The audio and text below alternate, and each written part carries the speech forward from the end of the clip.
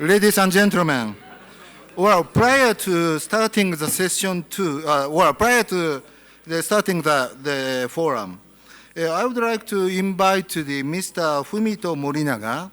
Well, he is a country representative of Alliance Forum Foundation and Alliance Forum Development Program, Zambia Limited, which has conducted the pilot production of spirulina in collaboration with the University of Zambia, therefore improving the nutrition issue.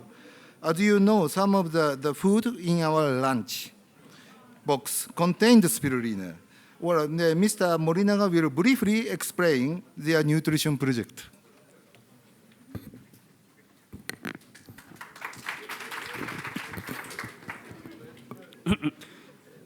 Good afternoon. Thank you for introducing me. My name is Fumito Morinaga from Alliance Forum Foundation. This is a Japanese NGO, and we are based in Zambia, Lusaka. And as I am introduced, we are promoting this spirulina for nutrition improvement. And we think this spirulina can be very powerful tool to save children from malnutrition and eventually contribute to society. Because, as you may know, in the current situation of malnutrition, chronic malnutrition is recognized as one of the serious health issues globally, and it affects the development of body and brain for people, especially children under 2 years old. And also the ratio of this chronic malnutrition is very high in sub-Saharan area. It's like about 40%, and in Zambia, rate of stunting is also about 40%, and we'd like to tackle this issue by using spirulina. And I'd like to explain what spirulina is. It's a type of an algae, edible algae, and it has high level of nutritive values in it, especially protein, vitamins, and minerals. For example, spirulina has 65 to 70% of protein in it, which is 3 times higher than more than beef and 2 times more than soya beans. And in terms of vitamins, vitamin A, which is equal to beta carotene, and vitamin B's are remarkable. And in terms of vitamin A in spirulina is 50 times more than the ones in spinaches. And regarding to minerals, iron is very good, very large, and spirulina has 10 times more iron than liver has. And also, these vitamins and minerals can boost our immune system. It means it can prevent people from getting sick, getting diseases like malaria, for instance. So with this spirulina, what we are doing in Zambia, we have 4 pillars mainly. One is we'd like to set up a spirulina producing factory and to establish local production and local consumption model for sustainability and local self-sufficiency. Number 2 is to support this activity, we also conduct nutrition education to make local people, especially mothers, to aware the value of nutrition. And when their children are younger. And number 3, we have conducted effectiveness tests to see if spirulina, to verify if really spirulina work for health improvement, nutrition improvement. And one of the results from our effectiveness test is published in an academic paper. And lastly, we also distribute Spirna to some schools in Lusaka for school children. Thank you very much. I hope, I hope you enjoy Spirna lunch today. Thank you. Well, thank you very much, Mr. Morinaga. Well, ladies and gentlemen.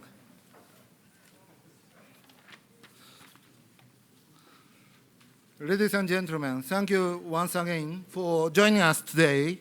My name is Kimihiko Inaba. I'm the Director General for Manufacturing Industry Department of Japan External Trade Organization, JETRO, one of the organizer of Japan AfDB Forum, Energy Access and Quality Infrastructure in Africa, toward TICAD 6. It's a great honor and privilege for me to be the master of the ceremony of this event. At the beginning of the forum, I would like to share the acknowledgement of presence of His Excellency Mr. Toshitaka Ooka, Honorable Parliamentary Vice Minister for Finance and Member of the House of Representatives, Japan.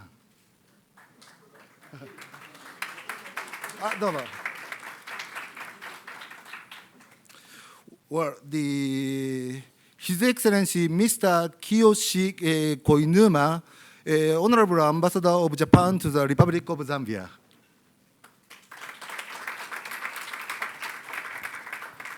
Mr. Stefan Naretambi, OIVP Acting Vice President and OFSD Director, African Development Bank. Mr. Takashi Yao, the Chairman of Japanese Chamber of Commerce and Industries in South Africa and Regional CEO for Africa Marubeni Corporation. Mr. Tsuyoshi Takahashi, Advisor, NEC Corporation and former Executive Director of Inter-American Development Bank.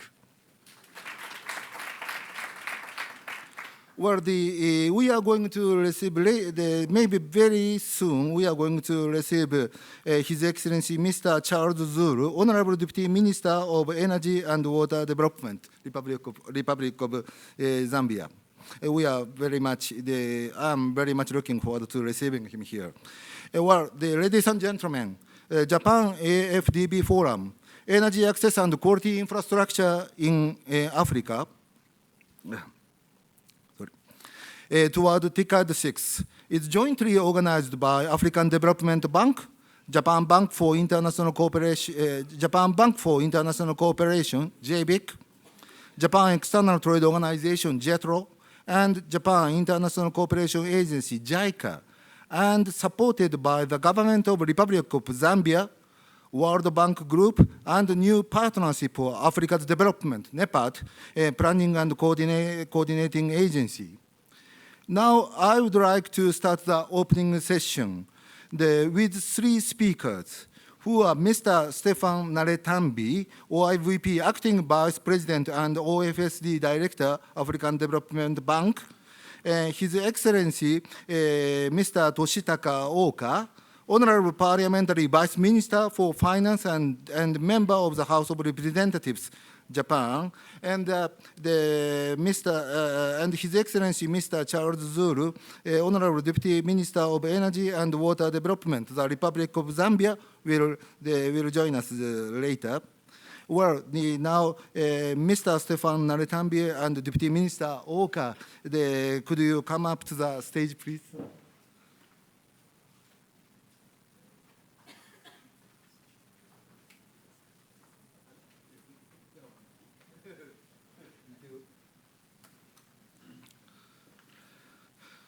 Now, I would like to introduce Mr. Stefan Naretambi, OIVP, Acting Vice President and OFSD Director, African Development Bank, as a representative of co-organizers of this event. Mr. Stefan Naretambi, could you deliver the opening address, please?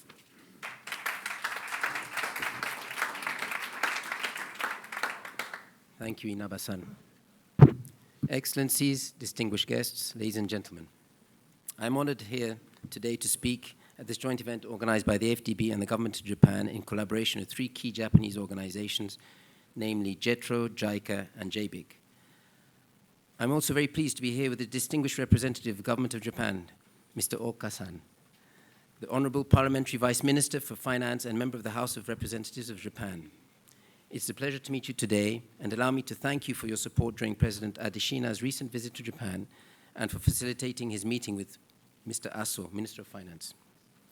The African Development Bank has been in partnership with the government of Japan for many years, and we are extremely grateful for the generous support provided by the government of Japan up until now.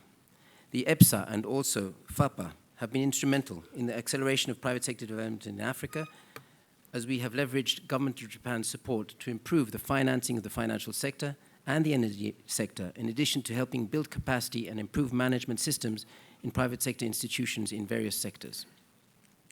This forum is particularly important, as the bank has recently approved our new deal for energy, and we have our director here, Mr. Rugamba, who will speak to that, as we look to promote universal energy access in Africa by the year 2025. We do need new financing mechanisms and products, and the aspiration of universal energy access calls for wider and deeper partnerships in the coming years. To achieve universal energy access, we require investments on a large scale by various stakeholders, including the AfDB, African governments, non-regional governments, and also private sector companies, in order to accelerate the universal energy access. Supporting innovative financing mechanisms and partnerships will benefit all stakeholders by sharing business opportunities and also leveraging quality technologies that advanced economies such as Japan can provide. Thus, despite various challenges, I am extremely confident about Africa's economic future in general and on access to energy in particular, given the large population and growing economies that provide increasing investment opportunities. The African Development Bank has been supporting energy access and infrastructure development for many years. However, we will scale up our investments and will be more innovative to diversify our approaches and the ways we work with our co-investors and donors in order to make these aspirations materialize on the ground. I would like to mention the successful collaboration between the government of Japan and the AfDB through EPSA with our counterpart JICA, and also FAPA that has been supported by the Ministry of Finance and of the government of Japan. The year 2016 is very special for both AfDB and yourselves, as we are in the process of renewing the EPSA. It is also the year of TCAT 6, to be held in Nairobi, Kenya, where our President, Dr. Adeshina, will also participate alongside several heads of state. Before I conclude, I would like to thank JETRO, who has been leading in the organization of this forum, and also my AfDB colleagues from various departments. I look forward to the presentations and also active discussions, in addition to the excellent Japanese food, the bentos that you have outside, provided by JETRO and the government of Japan. Thank you for your attention.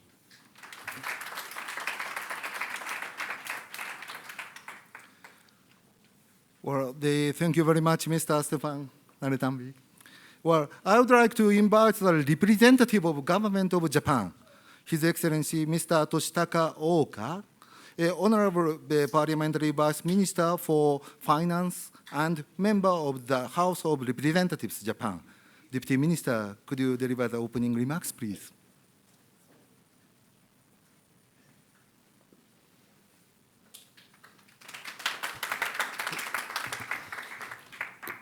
May I speak in Japanese?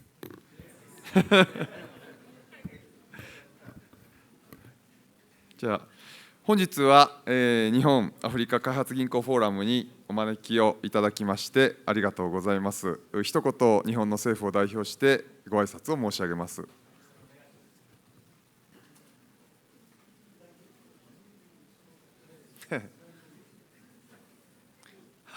肉声で大きい声でやってください。Thank you for inviting me to the Japan AfDB forum today. I'm honored and pleased to speak on behalf of the government of Japan. まずアフリカ開発銀行ナレタンビ副総裁代行をはじめまして、ここに集まられた皆様のアフリカの発展に向けた熱意とご努力に対して感謝を申し上げます。本当にありがとうございます。First and foremost, I would like to pay my deepest respect to Mr. Stefan Naretambi, Vice President of the AfDB, and all the leaders who are assembled here today for their devotion and passion to African development. I really would like to say thank you. 最近アフリカ諸国の一部は資源の値段が下がっていることを受けまして、非常に厳しい状態になっているところもありますが、引き続きこのアフリカの可能性を皆さんの力で引き出していくということは、アフリカの国民の期待に応えることでもありますし、アフリカの成長を助けていくことでございますので、引き続き私たち日本政府としては力を注いでまいりたいと思っています。とりわけインフラの開発については、質の高いインフラの開発ということに力を置いて進めてまいりたいと考えております。Recently, looking at some parts of African countries, because of the reduced commodity price, some of these countries are negatively impacted. But overall, it is enjoying a sustained growth, and I hope that all the countries involved will be able to continue their efforts to sustain development. And in this regard, the government of Japan is always ready to render support, in particular in the area of infrastructure and building. We would like and to make sure that quality infrastructure construction and development is going to be materialized in the continent of Africa. そうした中で、アデシナ総裁がハイファイブと言われる5つの重点分野を掲げております。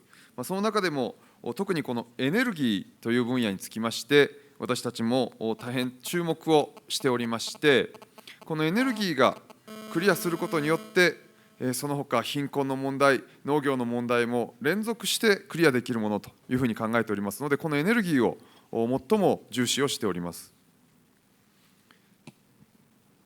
Against this backdrop, President Adesina identified the 5 priority areas, or a high 5, and focusing on, among others, energy, for instance. And we pay much attention to this area of energy development because only with a solution given to this area of a solution, the countries involved will be able to see a solution also in the areas of poverty reduction and agriculture development. でその中でも私たちは質の高いインフラ投資を提案をしております。In particular, in connection with that, I would like to emphasize the importance of quality infrastructure development and investment. この質の高いインフラというのは何かと言いますと、分かりやすく例えて、例えば火力発電所に例えて申し上げますと、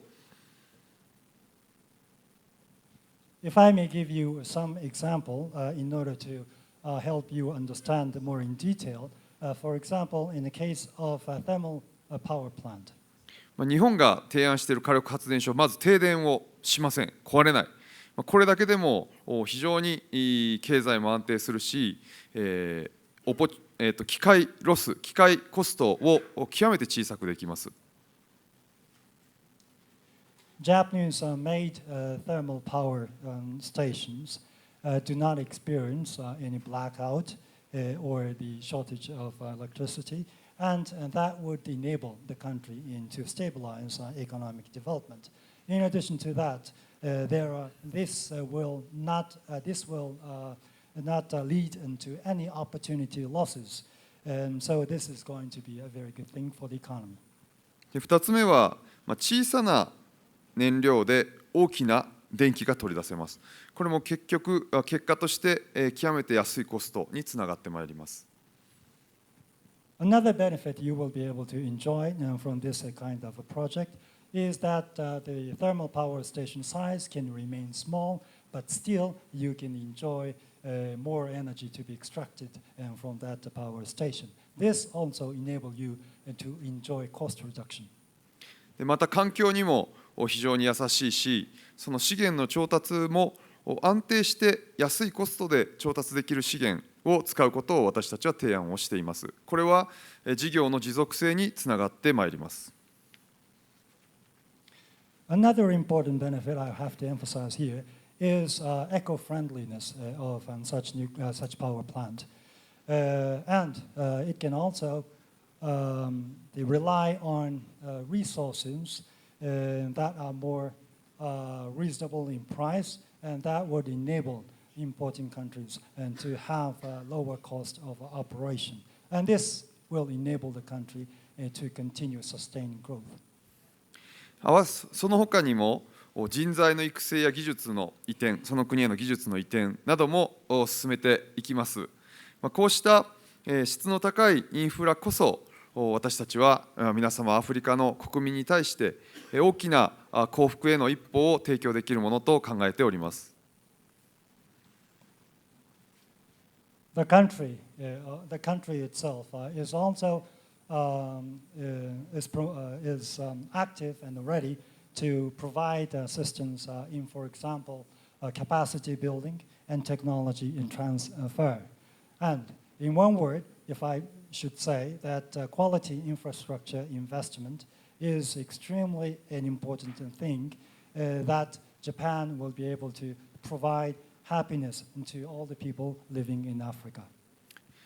こうした質の高いインフラを実現していくためには、ドナーの国とクライアントの国、これがそれぞれが重要性を理解をして、共有をしていくことが必要です。For such equality infrastructure to be constructed, it is extremely important and to have a common understanding and sharing the importance of the value of quality infrastructure among both donors and clients. この観点からこのフォーラムではまずアフリカ開発銀行そしてザンビアの政府からアフリカにおけるエネルギーインフラの重要性をお話をしていただいた上で政府が関わっております JICA、JETRO、JBIC の3社に合わせて日本を代表する非常に力のある3つの企業から皆さんに対して具体的な事例を説明をしていただきます。From this perspective, representatives of the African Development Bank and the government of Zambia will walk us through the overall picture of infrastructure demands in Africa.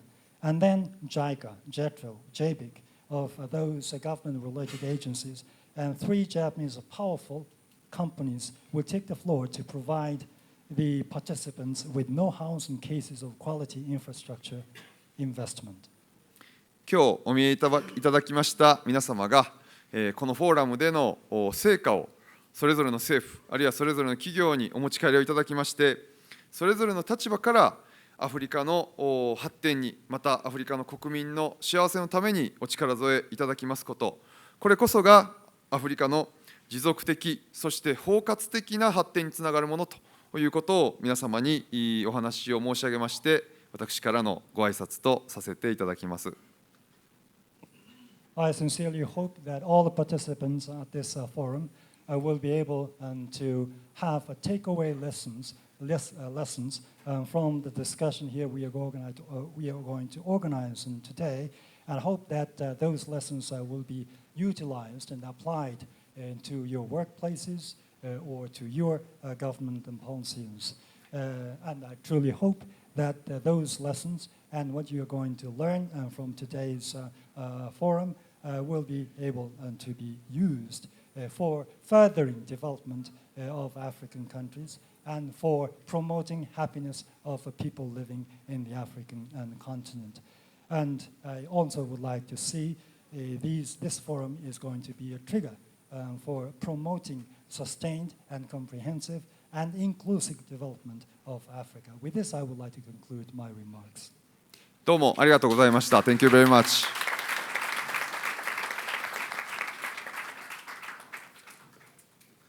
Well, thank you very much, Deputy Minister. Well, with the 2 speeches, we have started the Japan AfDB Forum, Energy Access and Quality Infrastructure in Africa, toward TICAD 6. Well, I would like to request all of you to give a round of applause again to the speakers in the opening session. Thank you very much.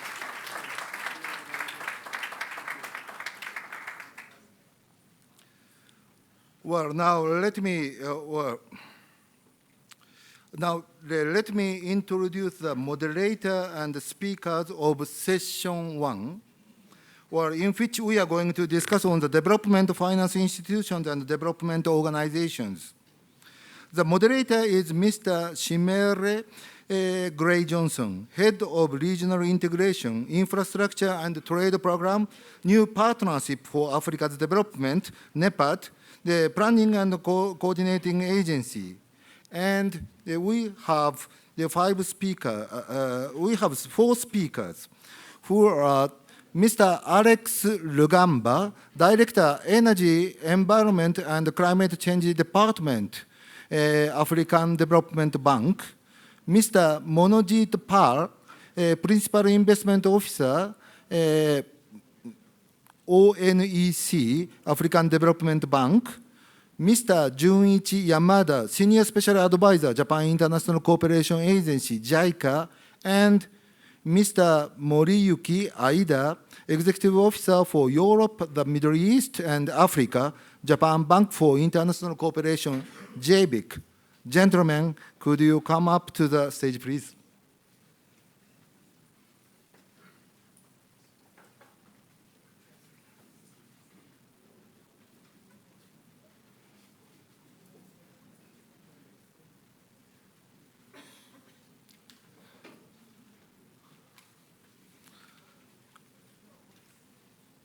Well, thank you very much. Now, I would like to request Mr. Shimere Gray Johnson to conduct the World Session 1. Excuse me, microphone, please. Well, prior to start the session 1, now it is a great thing. We received he received His Excellency Mr. Charles Zulu, Honorable Deputy Minister of Energy and Water Development, the Republic of Zambia, or the Deputy Minister. You are very, very welcome. And I would like, please, give a round of applause. You have just arrived, but may I ask you to deliver your speech right now, before starting the first session, could you?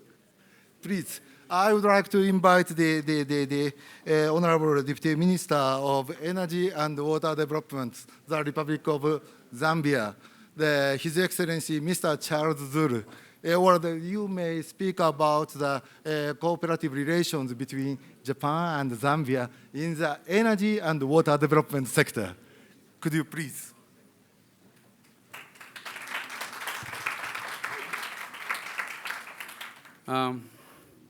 Good afternoon, ladies and gentlemen, fellow delegates. I'm sorry I came in a bit late. It's because there's another function today, Africa Freedom Day. So we had to be with the president briefly. But I left there early just to attend this one, which is very important.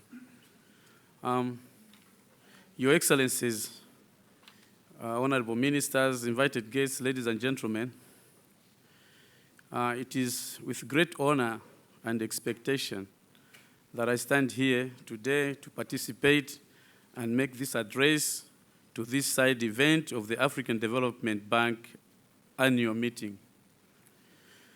I further wish to extend my warmest welcome to all of you to our beautiful country, Zambia.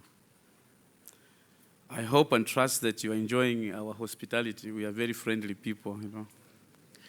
Excellencies, ladies and gentlemen, this forum provides an excellent platform for nations, organizations, companies, and individuals to learn from each other's experiences and to forge partnerships for infrastructure development in our various countries. As you may be aware, this side event is being hosted by the Japanese government and the African Development Bank. And thanks to the Japanese government and African Development Bank, the main thrust of discussions will focus on energy access and quality infrastructure in Africa towards TICAD 6. Being one of the first development forums in the world, TICAD has served as an open and inclusive international forum since its inception in 1993. TICAD has raised and maintained global awareness of Africa's development challenges and opportunities and contributed to Africa's development. As you may be aware, the Japanese have always been the pioneers of quality assurance and quality product production for Africa and the world at large. At this juncture, I would like to appreciate the Japanese government for this effort and re-emphasize our commitment as a country, as Zambia, and continent, Africa, towards a stronger and collaborative relationship.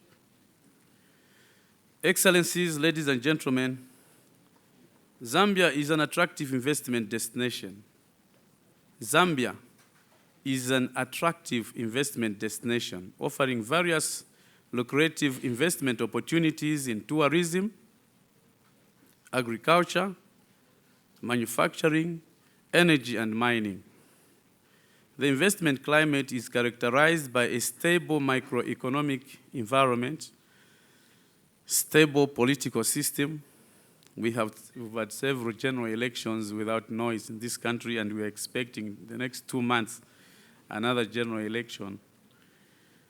We differ as Zambians, but it only takes 2-3 days. Then we get back to work. Investment guarantees and security, duty-free access to regional, wider, and Africa, and unrestricted repatriation of after-tax profits. My government is now well into its stride with concrete policies and programs in place to accelerate broad-based growth, diversify the economy, and entrench social justice so that all Zambians, rural or urban, male or female, young or old, and including the differently abled, benefit from the nation's development. Excellencies, ladies and gentlemen, Zambia is endowed with a wide range of energy resources, particularly woodlands and forests, hydropower, coal, and renewable sources of energy. Energy is a key driver of economic growth in the world, and as such, the world economy needs ever-increasing supply of energy to sustain economic growth, raise living standards, and reduce poverty. The Zambian government is alive to the fact that today's trends in energy consumption are not sustainable. As the world's population grows and economies become more industrialized, non-renewable energy sources will continue to diminish and become more costly.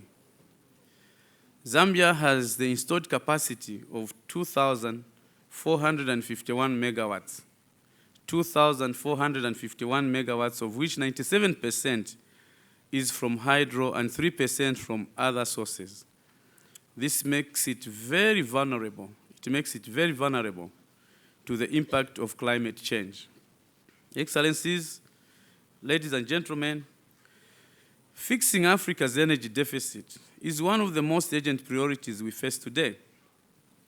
While the challenge is an essential issue for us as Africans to address, it is also a matter of global relevance. You may be aware that from 2015, Zambia has been experiencing a power deficit due to the low rainfall experienced during the 2014-2015 rainy season. We've had low rains this 2014-2015, which has resulted into low water levels at our main power generation plant, Kariba North, on the Zambezi River. The deficit stood at 560 megawatts in June 2015 and currently stands at 1,000 megawatts. That's the deficit. This is mainly because Zambia's electricity production is based on hydro. Mainly it is hydro. Around 95% of it, mainly from reservoirs of the 3 main hydropower stations in the south of the country. Arising from the deficit, we commenced a stringent load shedding regime in order to preserve water in the dams and avoid a complete shutdown of the generating plants. As a mitigation measure to the reduced generation, we embarked on short, medium, and long-term measures, which included importation of emergency power. The government has realized the need to encourage investment in climate-resilient projects so as to reduce on future impact of climate change. Excellencies, ladies and gentlemen, Zambia has been implementing a number of energy projects which can be said to be climate-resilient infrastructure for some time now. Most of these are transmission lines, such as Zambia, Tanzania, Kenya Interconnector. This is a project which is being done by 3 countries, Zambia, Tanzania, and Kenya, which is expected to trade 2,800 gigawatts of electric power annually. There's another project, Zambia-DR Interconnector project. There's another one involving 4 countries, Zimbabwe, Zambia, Botswana, Namibia Interconnector project. All these projects are aimed at enhancing the security of supply of electricity among the countries. However, more needs to be done. The contribution of renewable energy in the energy mix in Zambia is insignificant. To change this scenario, the Zambian government has initiated a number of programs which include the following. 1, the introduction of a feed-in tariff. Introduction of a feed-in tariff, refit strategy. A draft policy is already developed and awaits cabinet approval. The policy is aimed at providing predictable environment for promoting investment in renewable energy technologies. 2, as a way of promoting public and private investments in renewable energy subsector. The Zambian government, with the help of the World Bank, is developing a renewable energy resource map of the country with the initial focus on wind and solar resources. This is aimed at promoting investment in climate-resilient energy infrastructure such as solar power plants and wind farms. Further, the Zambian government has adopted an open access regime to the national grid, which will enable independent power producers to use the national grid in wheeling power to their off-takers. To this effect, the grid code was adopted. While energy remains a backbone of our economy, we are also mindful of the fact that it needs to be properly managed and utilized. To this end, my government is increasingly promoting energy efficiency and conservation measures in all sectors of the economy.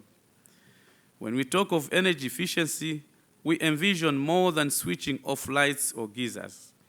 My government is committed to inculcating a complete change of attitude in the consumer's approach towards the usage of electricity. Excellencies, ladies and gentlemen, climate change and its impacts may seem a long-term challenge. However, the scale of investment in infrastructure and the increasing exposure to climate risk means that action to improve the climate resilience of infrastructure is needed. To ensure its viability over its lifetime, when making decisions about the provision of national infrastructure, it will therefore be important to allow for future climate change and avoid closing off options, making it harder and costlier to adapt infrastructure in the future. Excellencies, ladies and gentlemen, the Zambian government is encouraging our Japanese counterparts to invest in our infrastructure sector. Zambia is strategically located, and as a result, we foresee Zambia being the hub for electricity generation, transmission, and distribution. It is my conviction that this forum will help unlock some of the technological and investment challenges associated with the development of sustainable energy systems in our country. And ladies and gentlemen, maybe offhand, why I'm saying Zambia is strategically positioned. Yes, we are known to be a landlocked country We are known to be a landlocked country, but in the energy sector, we call ourselves power-linked. We are power-linked in that we have 8 neighbors. We enjoy 40% of the water. It's in this country, in the region. 40% of the water is here. We have a lot of springs. We have wind. And we enjoy 6 to 8 hours sunshine, you know. So I think this is enough good ground for renewable energies. So this is what we are trying to promote as government. Our main target is to make sure that we develop the generation capacity to an extent that we satisfy the local people, the Zambian people, and then at the end of it, we start exporting power to our neighbors. We feel we can do it, and with the support from people like you, I'm sure we'll do it. The main challenge we have is maybe financial support. That's what we need. But resources are there. We have water, we have wind, we have everything is there, coal. Name them. Everything is here in Zambia. And apart from that, the most important thing, we are a very stable country. We enjoy good relations with our neighbors. We are not fighting with any neighbor. We wouldn't want a situation where we put up a power line, tomorrow it is blown off, bombed, brought down because of fight. No, we don't want that as a country. We are friends with all our neighbors. Yeah, I think that is very important also for investment. Politically, we are stable. Like I said, we can argue 2-3 days, but the 5th day, we are back together on the same table. Thank you, my brothers and sisters, and enjoy your stay in Zambia.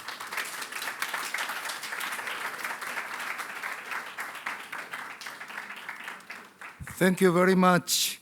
The Deputy Minister, His Excellency, Mr. Charles Zulu, or my organization, JETRO, together with the Japanese Chamber of Commerce and Industries in South Africa, and with the great the support of Embassy of Japan in Zambia. Last year in March, we organized the business delegation visit to Zambia to find our business opportunity and the investment opportunities. There we learned that Zambia is not only landlocked country, Zambia is also land-linked country. Well, now we will start the session 1. Well, now I would like to request Mr. Simere Gray-Johnson to conduct the session 1. Mr. Simere Gray-Johnson, now the floor is yours. Thank you very much. I'm not sure whether this is... Hello?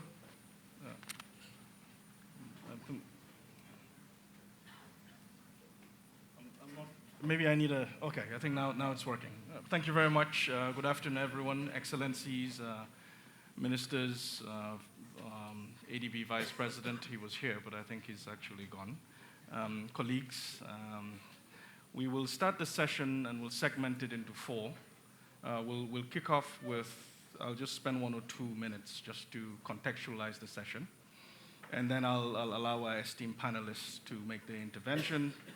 And then I'll have specific questions for each panelist, and then open the floor for question and answer. So let me just kickstart and contextualize this session. We have 1 hour.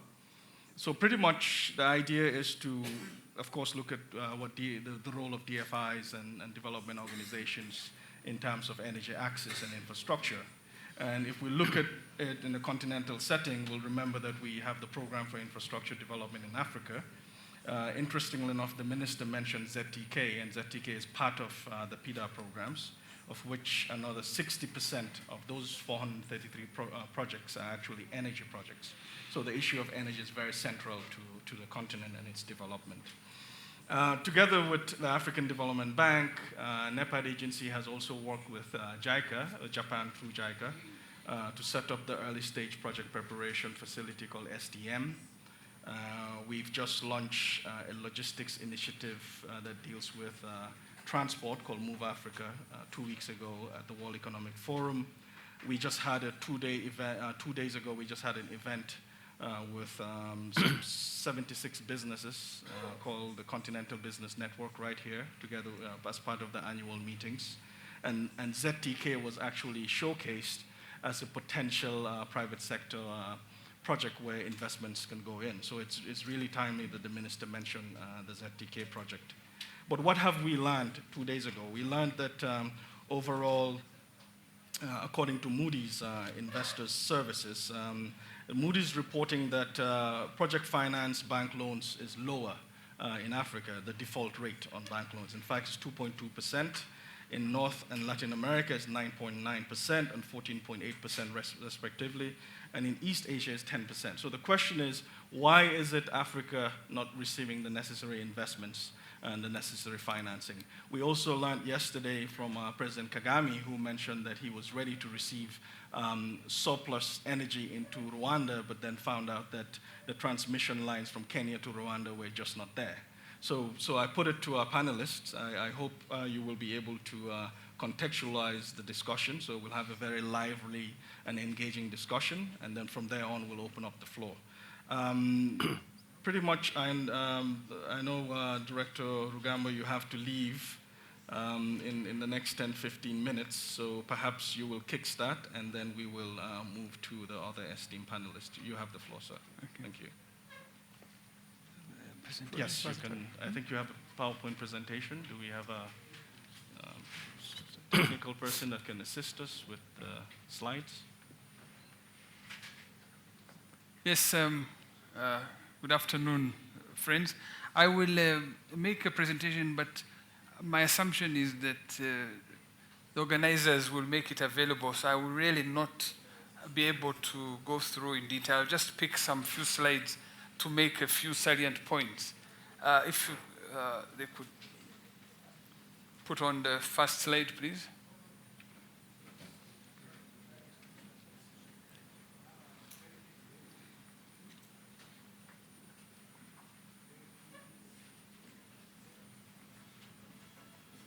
Okay, while the slides are coming on, first of all, to say that, speaking on behalf of the bank, we're obviously very delighted to see so many of you responding positively to the invitation to the annual meetings, and the theme of which is energy and climate change. So I think the discussion we have today is very much within that line. I will be speaking a bit on the New Deal on energy for Africa, which you have probably already heard a bit about. And I would like to conclude by giving some concrete examples of what the bank is doing in the area of energy, and some of which we are doing actually with Japan.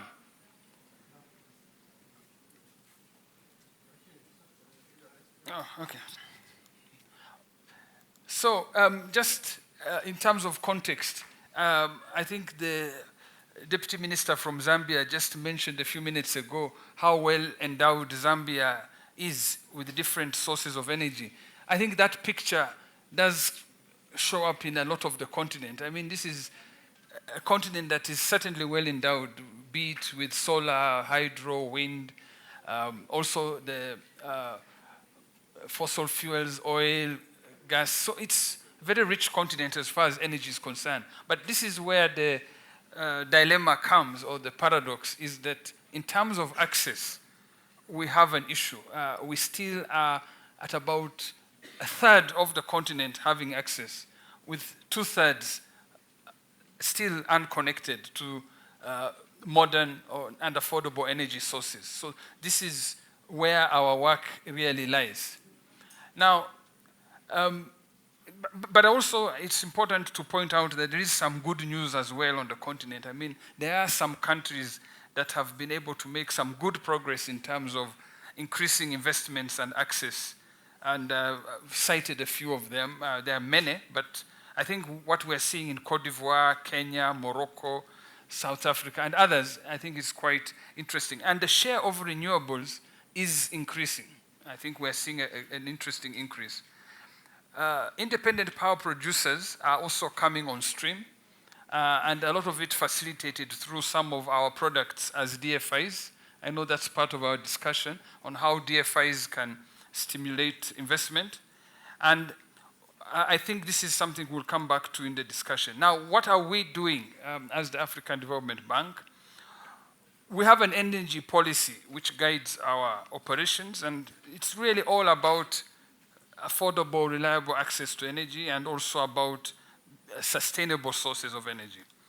Now, the New Deal on Energy for Africa, which has been unveiled here in Lusaka and which the strategy was approved last week, the main headline message is that we're trying to push for universal access by 2025, which is slightly different from the UN target of 2030, but our argument is that if we can accelerate this goal, I think this will be definitely something to look forward to. But that has implications, obviously, in terms of how much we have to increase investment in grid expansion, off-grid connections.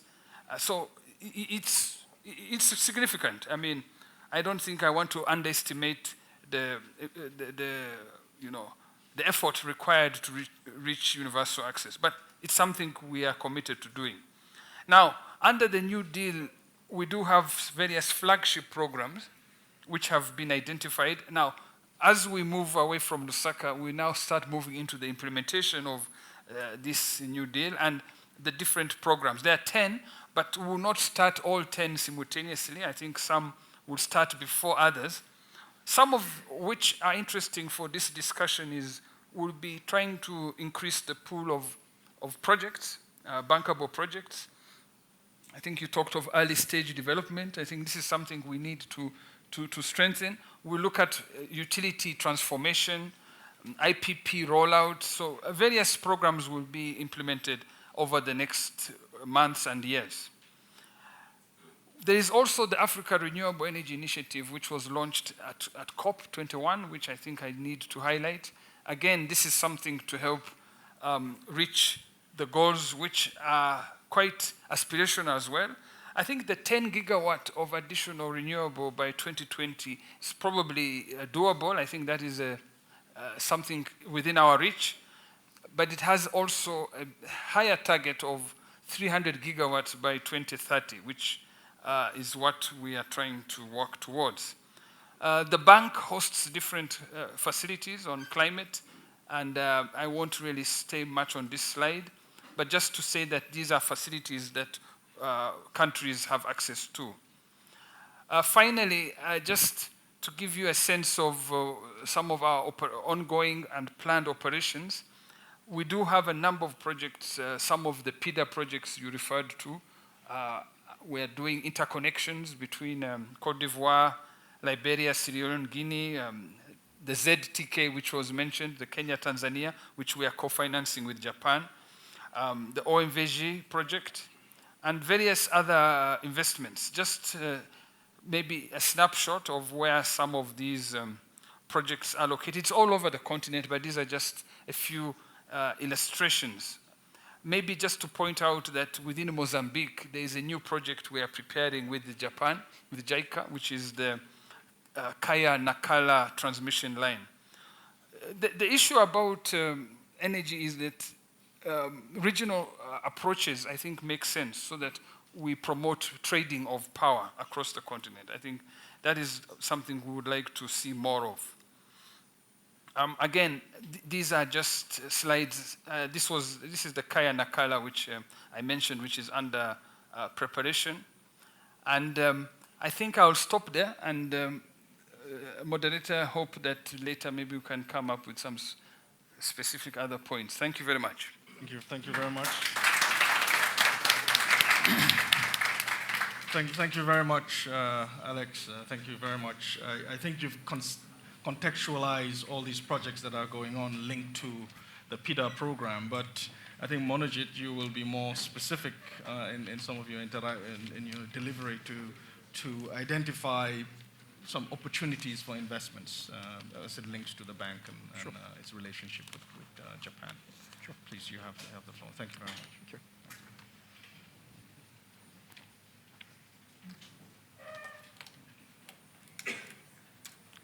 Someone's.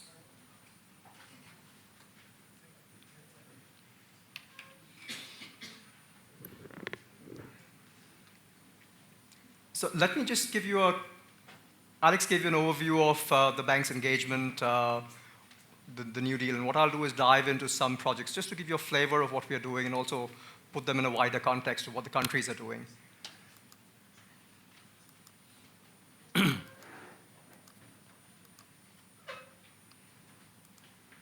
Sorry, let me start here. So the bank's operations span the entire spectrum from public sector operations to private sector operations. And there's also public-private partnerships. Speaking of Zambia, case in point, in the last couple of years was the Tezi project, where it's an IPP, but the government has also taken a stake in the project. So we span the full spectrum, again, in terms of size as well, from large scale to small scale, in terms of energy source, once again, everything except nuclear. So the full range, and also you'll see there are projects that are direct interventions, plus we're going indirectly through various entities in various cases. This could be private equity funds, could be debt funds, could be specialized vehicles, or could even be commercial banks. So that's a quick overview, and then let me dive into some projects. I also want to sort of make a point about wider policy work that we are doing in places like Angola or even now in Tanzania, for instance, and these are certain cases where there has been complementary support from the Japanese side. Given the theme there's been a lot of talk about renewables, I'm going to dive into one or two renewable projects and focus on that, but that doesn't mean that we're not looking at other projects. So let me take the case of Morocco. So Morocco is probably the one North African country with very little resources in terms of hydrocarbon capacity, and it was completely dependent on imports for energy security. So what Morocco did a couple of years ago was set up a very ambitious solar plan, and a wind and hydro plan as well, but a very ambitious plan to try and move to about 40% of its capacity over a decade, basically. And this paved the way for what is today the largest solar complex in Africa, the Ouarzazate or Noor complex. It was developed in two phases. The first phase is operational now, came on stream a couple of months ago. This is a 160 megawatts concentrated solar power project. It was done in a very unique manner. The Moroccan government gave the Moroccan Solar Agency a mandate to develop the project. So they went out and brought in DFIs, funding, including concessional financing from the climate investment funds, and went out and bid out for an equity sponsor, so to speak. Aqua Power came in and won the bid for the first phase. It was a remarkable pricing that we got at that point in time. Concentrated solar power pricing at that point was around 30 cents was the general average, and Ouarzazate came in at just under 20 cents. It was a mix of two things. One was the effect of the concessional loans that were brought to bear by the Moroccan government, bringing down pricing. The other was their push towards localization, which the Aqua team pushed significantly. So that paved the way for the first Ouarzazate project. The second Ouarzazate project is now underway in terms of preparation. Financing is complete. They will start construction shortly. This is about 350 megawatts. There are two plants here. The bank has continued to participate in this. So what we've set, what the Moroccans have set in place is a replicable model, and we'll see this rolling ahead further. So we see this being rolled out in the next year again further, and the bank will participate in that as well. Similarly, they're rolling out large-scale wind and hydro programs. In fact, what's happening is what was the solar agency, the mandate is being expanded to cover other renewables as well. So this is a successful model of how an agency focused on renewables has been able to drive development of the sector in a very short period of time. And Morocco has established itself as a fairly large and relevant market in global renewable energy context. Moving to maybe the other end of the continent and closer here is South Africa. South Africa, till about 5 years ago, was almost entirely dependent on coal-based power. At the time of the COP in Durban, South Africa launched its first procurement of renewable energy. They procured about 1,000 megawatts, and ever since then, the country's been procuring about 1,000 megawatts every year on an annual basis with sometimes specific windows for smaller scale projects or concentrated solar power. What I want to do here is give you a very quick overview of, I think there was an interest in solar power from some people, and that's why maybe the focus on solar here, but we can talk about other projects as well. And solar, let me come back here again. This is concentrated solar power. There's development both on the public sector side through ESCOM, which is developing a CSP plant. There's also a lot of development. In fact, at this point, there's much more development on the private sector side. There's probably 100 megawatts of concentrated solar power in production already, and there are others coming on stream. So the bank has supported a project that was in the third round of bidding. This was called the Xena Solar Power Project. It's interesting what concentrated solar power with storage does, and it was interesting in terms of how the South Africans approached it, was that there was a premium for providing storage. So basically, you could use that power at times when there was a need, when there was peak demand. So basically, what you'll find is there's an evolution of concentrated solar power moving to provide dispatch capacity when required by this tariff mechanism that the South Africans have put in place. This is not to say that there isn't. I mean, at this point in time, South Africa has procured about 6 gigawatts, and it's a running machinery. We'll actually have the head of the South African IPP office here with us later this afternoon, and she'll actually be on a panel tomorrow morning on advancing the solar revolution. It's at 7:30 in the morning if anyone's interested. Let me talk about something slightly different, which is geothermal, which is also an area where I think there's significant Japanese investment and interest. This is geothermal development in Kenya. This is a long story. The bank has been involved now for about 5 years, over 5 years. What happened about 7 or 8 years ago was that Kenya put in place something called the Geothermal Development Corporation, recognizing that private sector investors were hesitant to take the risk of geothermal development, or if they did, the pricing would be very high. So what they did was created a state-owned entity that would develop steam fields, which would then lay the basis for the private sector to come in and run the power plants. So we supported a couple of years ago the steam field development. That's now more or less complete. GDC has in the meantime procured power producers, independent power producers. There are 3 of them just now who are waiting to reach financial close as we speak. So the bank has also followed this stage of the development, in that we're looking at providing partial risk guarantees to backstop the commitments that are being made by the various government agencies, and most likely we will also be participating in the senior debt of some of these, one or more of these projects, along with climate finance. So this is just an example of how we're following projects through from a fairly early stage. You're talking about early stage support, right through to financial close and bringing the private sector in. It's a good example. And we believe this is a replicable model, and we're looking at replicating this in various other countries in the region. I mean, essentially in the Rift Valley, because that's where the bulk of the geothermal capacity is. And let me now just give you a sense of maybe what I was talking about was direct interventions, but this is an example of an indirect intervention. We've realized that there is a significant bottleneck for small and medium-sized renewable projects. Even from the bank side, I think the way we are geared, we probably have traditionally had a bias towards larger projects. So what we did was we went out and seeded a private equity fund that would actually focus on this space that's sub 50 megawatts. Across all kinds of renewable energy, there is no bias about for any particular source.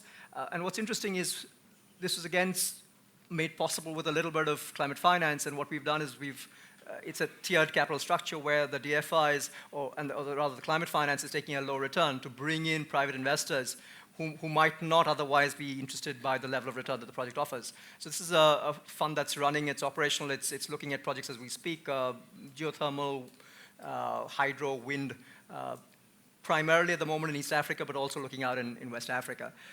This is also accompanied by technical assistance. The fund also has access to a technical assistance facility that can provide early stage assistance to projects when required. We're also working with banks. We're trying to roll out, as we speak, a line of business that would focus on lines of credits or guarantee structures that would encourage banks to deal with renewable energy projects and even energy efficiency, as was mentioned a little while ago. So energy efficiency has not traditionally been a focus for the banks, especially on the demand side, but this is something that we see changing going forward. So, and I think increasingly we'll be working much more through financial intermediaries, especially as we go to smaller projects. For instance, one of the things the New Deal talks about is cooking. or clean cooking. That's an area where we've got limited exposure, and I think given the size of the nature of the problem, we will need to work through intermediaries to get there. So let me just close there, but the point I wanted to make is increasingly we'll be working in collaboration with partners through intermediaries to reach every end of the sector. Thank you.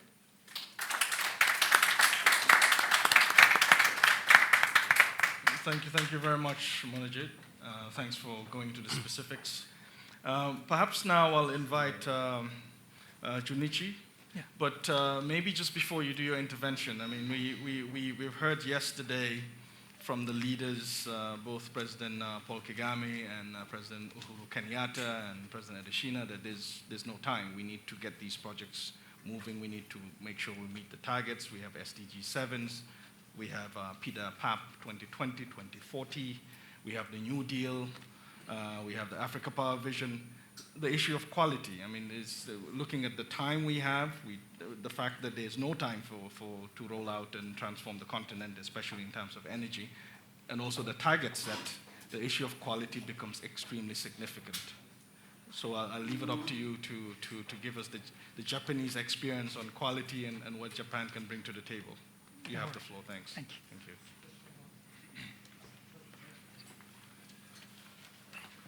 Yeah, good afternoon. So I'm Yamada, coming from JICA, the Tokyo office headquarters. So let me start my presentations. So this is the JICA's contribution to the energy sectors all over the world. Please look at the aid to the energy sectors the last 5 years. JICA ranked first. 10 billion US dollars has been extended to the energy sectors all over the world. Other aid agencies such as the World Bank or Germany or the US, they are focused on the social sectors or budget support. But the JICA still focus on the energy sectors. So that's why JICA ranked first, the biggest donors to the energy sectors. And this is the example for our contributions. Geothermal power plant, Kenya, Indonesia, or Central America. And gas combined, the Mozambique, Uzbekistan, and USC is the ultra super critical, the power station in Bangladesh. But this is a huge, investment is necessary, over that 2 billion US dollars. And also the low loss transmission, the lines in the Sri Lanka. This is my example of our contributions. And this is the JICA's approach to the energy in the Africa, the continents. So especially for the Africa, JICA has these 3 pillars for our policies. One is the renewable energies, geothermal, hydro, wind power, and solar, the power. And second is the capacity building. This is a very important. The development in the operation or energy saving. The energy saving is the most important, I think. If we generate the power stations, but if transmission losses are burst, so that's why the energy saving, the capacity building for the energy saving or the operation is very important matters. And the third pillar is the power pool. For instance, Southern Africa, connecting transmissions and the international transmission line is very important. And we JICA invest the soft loans or grant aid assistance, and also the technical assistance consists of the master plan, feasibility studies, or JICA experts, sending JICA experts, or the seminars in Japan.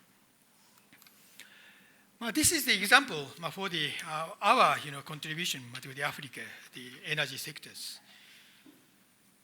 And this is the geothermal development, the plant in the Africa, Great Valleys. Previous, the speaker mentioned the Kenyans, but this is another Olukari geothermal power plant.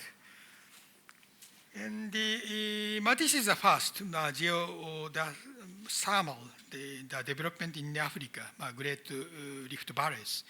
And this is our operations. So select the potentialities by the master plans, by the JICA, conducted by JICA, and also the prospering by the technical assistance, and the construction by the loan. So that's why we conducted several master plan in 10 countries indicated in this sheet. And the technical assistance were conducted in 3 countries. Especially in Kenya, JICA provided the drilling, the cost under the TA for the geothermal development power plant. So construction conducted by loan assistance, including Olkaria, the Kenya, and the Alto Langa, the Ethiopia. We continue the geothermal development by the Japanese technologies and the experience in the finance. Second example is the wind and the solar power in Egypt. So JICA invested 760 million US dollars for the 4 projects indicated in this sheet. Zafarana wind power, 120 megawatts, and Gulf LZ, the wind power, 220 megawatts, and Hargana, the PV power the station, 20 megawatts, and Climate, the solar power, to 20 megawatts. So totally, 580 megawatt has been developed under the JICA loans. And the third example is the master plan in the Southern Africa. JICA conducted this study to identify the possible future projects, power plants and transmissions, strengthen Southern Africa power pool. Referring this study, we would like to propose the some transmission project to related the government. Fourth example is the last is the disseminating the Japanese technologies program in South Africa. So Japanese firm Hitachi has experienced high voltage direct current transmission the project in Japan. Japan has 9 HVDC transmission projects. All 9 projects are conducted by Hitachi in Japan last 4 decades.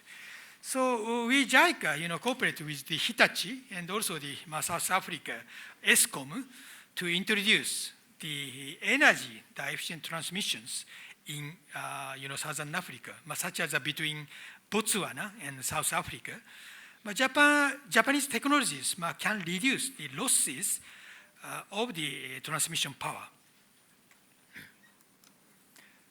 This is my final message. JICA has the various tools to help quality infrastructures. Total budget is over 21 billion US dollars annually all over the world. I think 1/4 or 1/5 went to the African continents. Under the Ticket 6 will be held next August in Kenya. We JICA boost the budget to the Africa. So, instance, the soft loan is the it is a very interest rate is 1/100% to the 1.7, and also the U.S.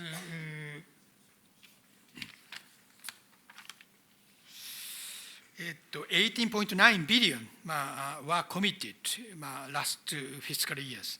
And granted assistance, 1 billion were committed last fiscal year, and technical assistance also 1.1 billion. For the private sectors, we provided the Japanese technology program and the preparation survey for the PPP or BOP, the project, to the Japanese firms, and the feasibility studies with the Japanese SME, the firms, and verification the project with the Japanese SME, and the SME partnership, the promotions, and soft loan, the private investment. So 1.7 billion were committed, last fiscal year. So anyway, we would like to utilize the Japanese, technologies, high quality the infrastructure, especially energy infrastructure in Africa, especially geothermal is the one of the good example for our assistance. Thank you very much.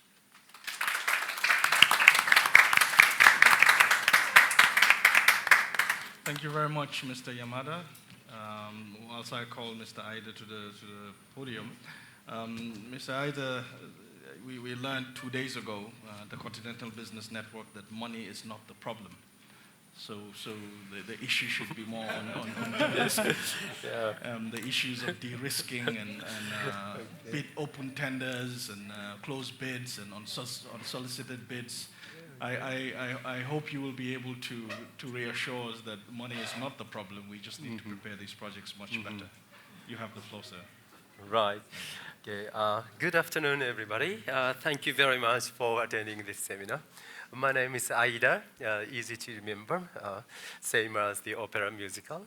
And please bring it back for you. Okay. So today, I'd like to talk the couple of the good example of as a case study utilizing the Japanese quality infrastructure.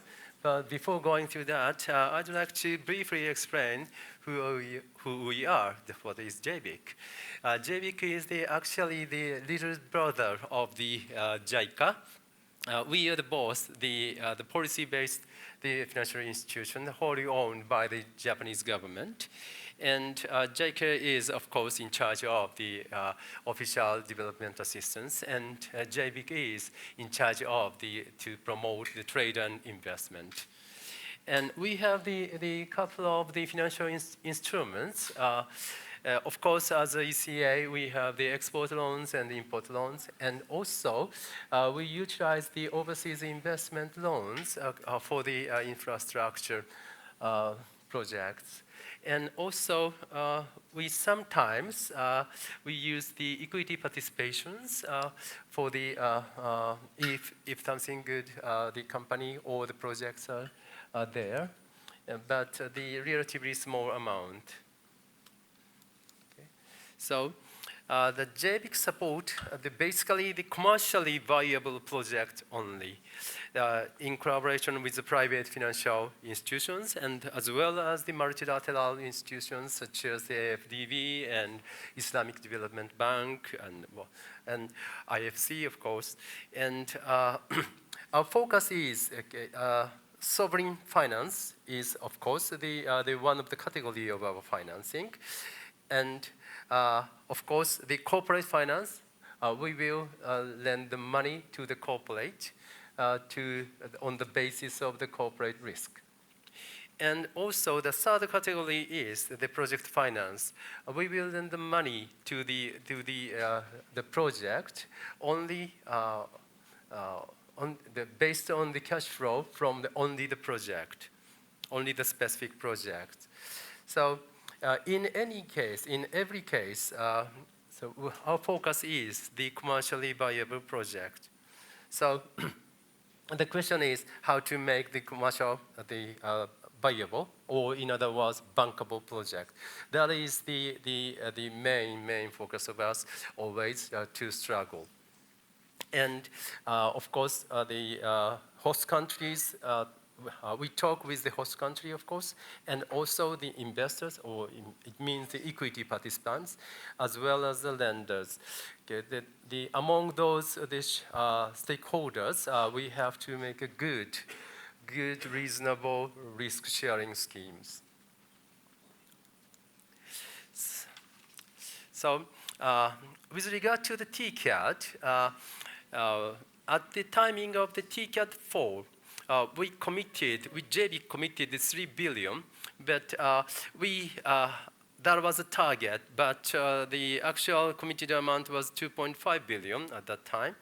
But at the timing of the TCAD 5, 2013, JBIC committed $5 billion for 5 years. This is a 5-year commitment. And as of today, we already committed 2.8 billion. And so it means for the next 2 years, we JBIC have the 2.2 billion financing commitment. So please think to utilize this rest of the money for your esteemed country. And of course, our initiative is the strong leadership of the Shinzo Abe, our Prime Minister, and the partnership for quality infrastructure is the key phrase. And Japanese Parliament, just 2 weeks ago, it is on the 11th of May, decided to change the JBIC Act to enhance the JBIC's functions in order to take the JBIC, in order to take the additional risks or the further risks, and utilizing creating the special account, special operation account. That is the quite new things, and as an endeavor of the Japanese government and the strong wishes and willingness to promote the infrastructure business in the world, especially in difficult countries. Maybe we'd like to challenge and we'd like to work together to create the eligible and bankable project. And based on the change of the JBIC Act, we can do the further 2 things. One is the local currency lending. We've already done the 12 or 13 local currencies for the project, but we are now thinking to enlarge the utilization of the local currencies as a lending, for our lending. And this change of the Act makes us enable to acquire the project bonds, not only the lending forms, but also we could acquire the bonds, project bonds, which the project company issued. That is one of our new financial scheme, not only the lending, but also the acquiring the bonds. And the last one I should mention is the Islamic finance. Okay. Due to this change of the Act, we are now enabled to finance the Islamic way. So we'd like to collaborate with the Islamic Development Bank on these issues. Okay. So now the couple of case studies. First one is the Kingdom of Morocco, Safi IPP project. This is the first ultra super critical fire power plant in Africa. And the sponsors are from Japanese side, the Mitsui Corporation, and from French, the GDF Suez, and from Moroccan, the government entity is participating in the project as an equity partner. With regard to the finance side, lending side, JBIC and our close friends, AfDB, Islamic Development Bank, and commercial banks with the insurance of the NEXI. And total financing amount is about $2 billion. And out of $2 billion, with JBIC supplied $1 billion. Japan. This is a good example of the high quality infrastructure in as electricity infrastructure, utilizing the relatively not expensive source of the supply, source of the energy, coal, and utilizing the Japanese very high quality technology, ultra supercritical way of the electricity generations. Okay, next case study is the Angola. This year on March, we decided to extend the financing to the Development Bank of Angola for the optical submarine cable system from Angola to Brazil. This is the first the optical cable between the South Africa and between the African continent and South America. This is the world highest system in data transmission, the connectivity, and applications and so our financing is with the commercial banks, SMBC, to the Development Bank of Angola, and also the government of Angola, government of Republic of Angola, extend the guarantee to the next year for the commercial finance cover. Okay. So next slide shows the 4 example of the bank loans. The banks, commercial banks or the regional development banks are very, very important partner of us for promoting the infrastructure. So we have the credit line with the DBSA, BMCE, AfDB, and PTA Bank. So this is almost all my presentation. But point is as we talked, the eligibility and bankability. So thank you very much for your participation. Thank you very much. We have about 13 minutes. I was going to ask some specific questions to our esteemed panelists, but I won't do that because most of the time I'm also on the other side, and we end up not asking the questions that we want to ask from the floor. So, how many minutes? 13 or 30? 15 minutes. We have 15 minutes. So what I will do, I will take a first round of questions, maybe 3 questions, and then direct them to the relevant panelists. But before we do that, I think since Monday we've been hearing statements or words or phrases like policy coherence, political will, predictability, better prepared projects. We've also had words like leveraging the big money. So I think let's contextualize our discussion so we can ask questions that will really relate to how we can move these projects, how we can also relate to President Adesina's vision of the New Deal. So let me allow esteemed participants the first 3 set of questions. I'm sure there's a roving mic somewhere. Just say who you are, where you're coming from, and who you will prefer to answer the question that you are directing. Any takers? There's a gentleman here in the 3rd row, and another second question. There's a lady. So we'll start with the gentleman, and we'll go with the lady, and then a third. Any takers? I think 2 will do for now. You have the floor, sir.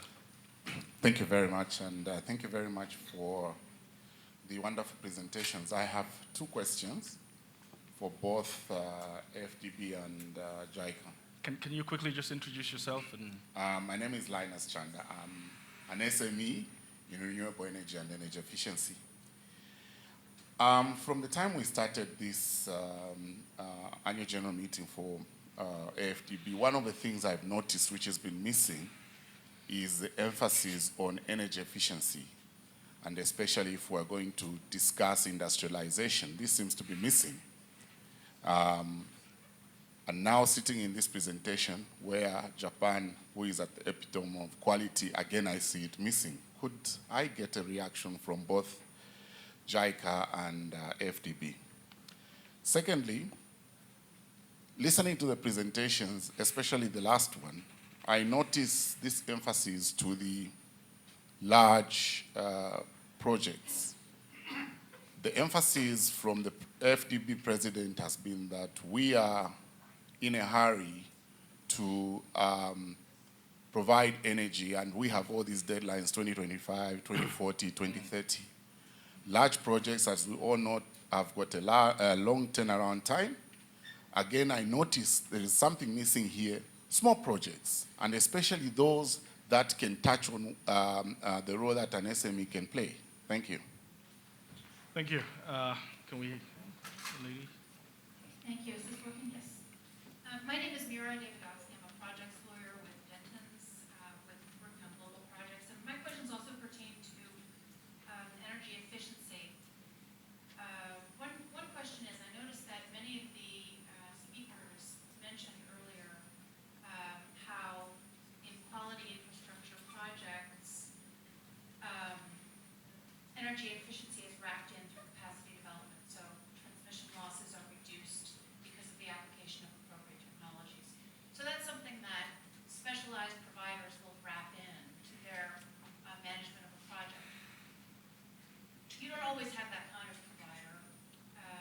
So really what I'm asking is, what can the African Development Bank do, or similar donors do, to promote policies at the national level which incentivize the use of energy efficiency technologies to reduce, for example, transmission line losses from the perspective of the national government, so that regardless of who builds the plant, the local regulation envisions actions to prevent, say, 20% line losses, which is a huge energy savings for the nation. So that's my first question.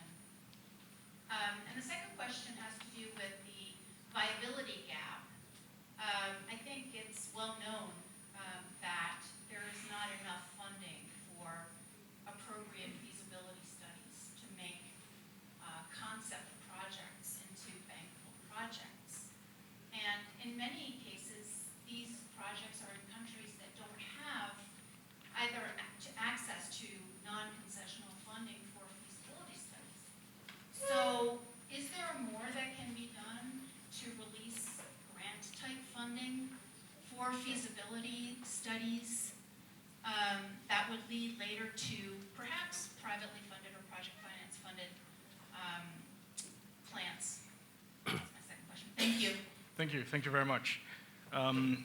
Esteemed panelists, if I group the questions, we have three questions. We have one on energy efficiency, which I think JICA and AfDB can take up, especially transmission on quality.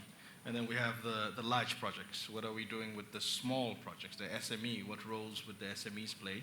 And then the viability gap. And I think JBIC would be in the position to come in as for grants, and especially in the early stage, pre-feasibility stage, who puts up the money if it's open tendering at the end of the day.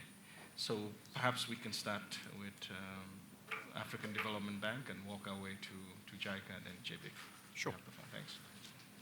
So with regard to the first question on energy efficiency, I think I mentioned in passing that we are, as part of the New Deal, we are looking at energy efficiency. Traditionally, it's not been a focus, so it's been wrapped into on the supply side when we're looking at projects. We are continuing to do projects on the supply side, which is refurbishment of transmission networks, and energy efficiency will definitely be a part of that. But I think what's new is a focus on demand, on the demand side. So far we've got a sort of fairly vanilla transaction in Nigeria, where we worked with one of the local commercial banks to try and look at opportunities in the industrial space. And that's what we're trying to systematize now. We've got studies, I think, now in Kenya, Cameroon, South Africa, just trying to pin down exactly what the market opportunity is, what is holding the banks back, what do they need to try and fund energy efficiency programs. Is it technical assistance? Is it, are they looking for guarantee cover? This is something that we're working on. So going forward, I think, and we recognize that fact that while we're looking to build capacity, you might have savings in the capacity to be built if you tap into the right energy efficiency opportunities. And I think energy efficiency opportunities will come into focus increasingly. For instance, in South Africa, I think as tariffs have moved, I think the impetus for energy efficiency on the demand side has moved. And so as we get into cost-reflective tariffs, that will provide some degree of impetus on the energy efficiency side as well. And I think that will be accompanied by policy measures. For instance, many countries are running what's called Sustainable Energy for All action agendas or investment prospectuses. One of the things in the Sustainable Energy for All objectives is energy efficiency. So it is embedded in the country plans, but frankly, I think access takes the first priority, and I think the energy efficiency pieces are quite light in what we've seen thus far. But no, I take your point, and I think we're in complete agreement that if you're looking from a wider perspective, energy efficiency is absolutely key, especially in countries. I mean, traditionally that's been less the case, but as access rates grow, I think that's something that we definitely need to look at. Should I take? Yeah, you can just do the second one. Okay. Who takes care of the small projects? Right. SMEs, so in terms of small projects, and I think this is what point that I was trying to again make possibly in a bit of a hurry. I began with the large projects, which have a significant development time, and I was also talking about how we work through private equity funds. In this case, we were looking at projects that were less than 30 megawatts or 50 megawatts. But we'll try. The idea is to try and go smaller than that. For instance, the Africa Renewable Energy Initiative, I think what's the crux of it is the idea that there is a need to support smaller projects that will bring in SMEs, that will help SMEs. But it's a tough nut to crack, but we're definitely now focused on that space. Thank you very much. Mr. Yamada? Yeah, thank you very much. So the first question for the efficiencies of the energies, so consists of the two sides. One is the supply side. So we can utilize the Japanese, not only the Japanese, but also the other modern technologies, such as USG. The USG is the ultra super critical power plant. That efficiency is the 42%, over the 42%. Against the normal project is less than the 40%. So that's why the 2 or 3 point will be the increase of the efficiencies in case of the USG project. And also in the gas fire project, combined cycle is a very important the systems. If combined, we can increase the general capacities 50% up or more than the 50%. And third technology is the low loss of the transmission. Japan has the the technology of the low loss transmission line. So that's why the some of the Japanese transmission are modernized for the low loss transmissions. And also we cannot ignore the demand side. In case of the demand side, we give a policy lending the loan for the tariff policies. The tariff is very important for the demand side of the energies. It encourage the energy saving. So that's why in case of that we are lending the policy lending to the Ministry of Energy or other government. Tariff policies are very important. And the second question is the viabilities, feasibility studies. So we JICA collecting the Japanese companies' proposals for the PPP project. PPP stands for the private power, private public partnership. If Japanese investors would like to invest to some African the project, we grant the some amount up to the 1.5 million US dollars to conduct the feasibility studies. So we conducting those feasibility studies more than the 20 every year. I think this contribute to the Japanese private sectors to promote the investment in the energy sectors. Thank you. Thank you. Thank you very much, Ms. Yes. Aida. Yes. Thank you very much to ask me about our contribution for the rather smaller project. Okay. The reason why I show the third case, that is the two-step loan to the banks. So these schemes, the two-step loans through the DBSA, BMCE, or other commercial banks, we are focusing on the smaller deals. And these two-step loan is I believe that there is some efficient way to utilize the JV financing for the rather smaller projects. Okay. But to be honest, that the case, as a case study, we just pick up the large-scale one because of the impact to the host country's economy, and maybe the impact of the quality infrastructure clearly shown.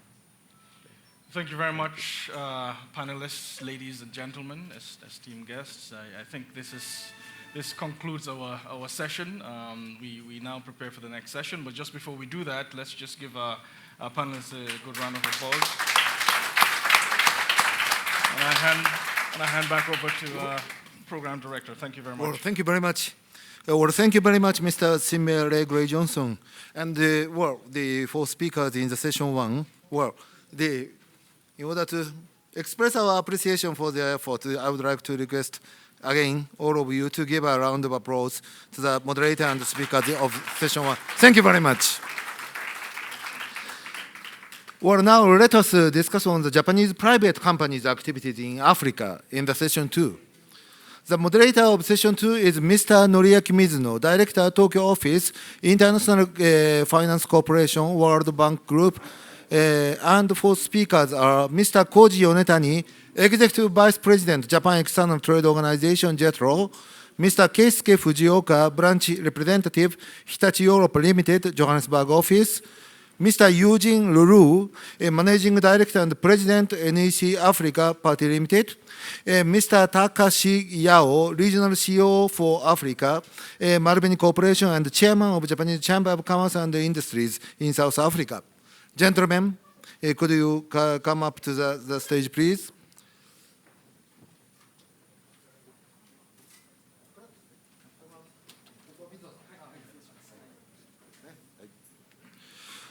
Well, now I would like to hand over the microphone to Mr. Noriaki Mizuno, the moderator of session two. Mr. Mizuno, now the floor is yours.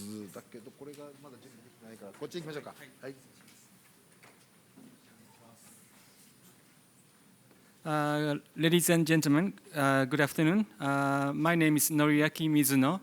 I'm a director of International Finance Corporation and Tokyo office. IFC is, first of all, I feel very honored to be a moderator of this session. IFC is an international institution focused on private sector development within the World Bank Group. For IFC, including with World Bank Group, Africa is the most important region. We have 3,500 staffs globally, of which we have about 500 staffs based in Sub-Saharan Africa, with more than 20 offices, including the one based in Lusaka, Zambia. We are very active in providing investment and advisory services to various sectors such as infra, financial market, manufacturing, and agribusiness. Ladies and gentlemen, Africa has made a remarkable economic growth in recent years, and Africa has a great potential for further economic growth in coming years. So many Japanese companies are now interested in Africa as a good future source of revenue in coming years. So in this session, I'd like to invite the representative of JETRO and 3 leading Japanese companies to speak about their business in Africa. So first of all, I'd like to invite Mr. Koji Yonemama, Executive Vice President, JETRO, to speak to talk about activities of Japanese companies in Africa and the strategy of JETRO. So, Mr. Yonema, please.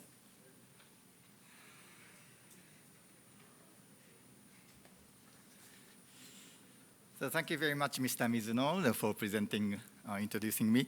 My name is Koji Yonetani, Executive Vice President of JETRO. JETRO stands for Japan External Trade Organization. We are not a private company, but a government-affiliated institution, and we promote both trade and investment between Japan and the rest of the world.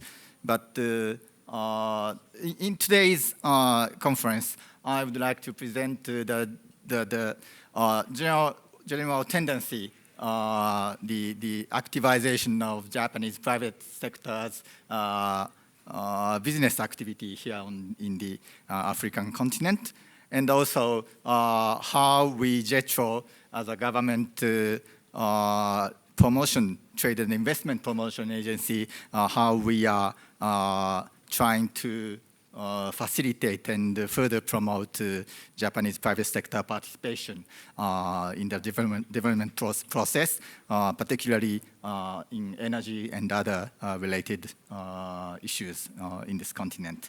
So I will start with this first slide, which demonstrates the increase of number of Japanese affiliated companies which are present on this continent. We are conducting a survey toward the Japanese affiliated companies in this continent, and between year 2012 and 2014, on the table on the right-hand side of this slide, there is a clear increase of number of Japanese affiliated companies present in this continent. On the entire Africa, from 333 to 418, and even if we look at only the sub-Saharan Africa, from 208 in 2012 to 276 in 2014, the number is clearly increasing and the tendency is continuing, we can suppose. The next slide demonstrates another aspect of the activities of Japanese companies on this continent. First of all, this graph shows the period when Japanese affiliated companies on this continent were established. Majority of companies, Japanese companies, are established after the start of this decade. 64 between 2001 to 2010, and 72 companies established after 2011. So this demonstrates the net increase of activities of Japanese private sector on this continent. And not only the number, the tendency, the area, the type of activities are changing. Before the change of the century, general activity of Japanese companies were concentrated on automobile sector and also the business related to Japanese offshore development assistance projects.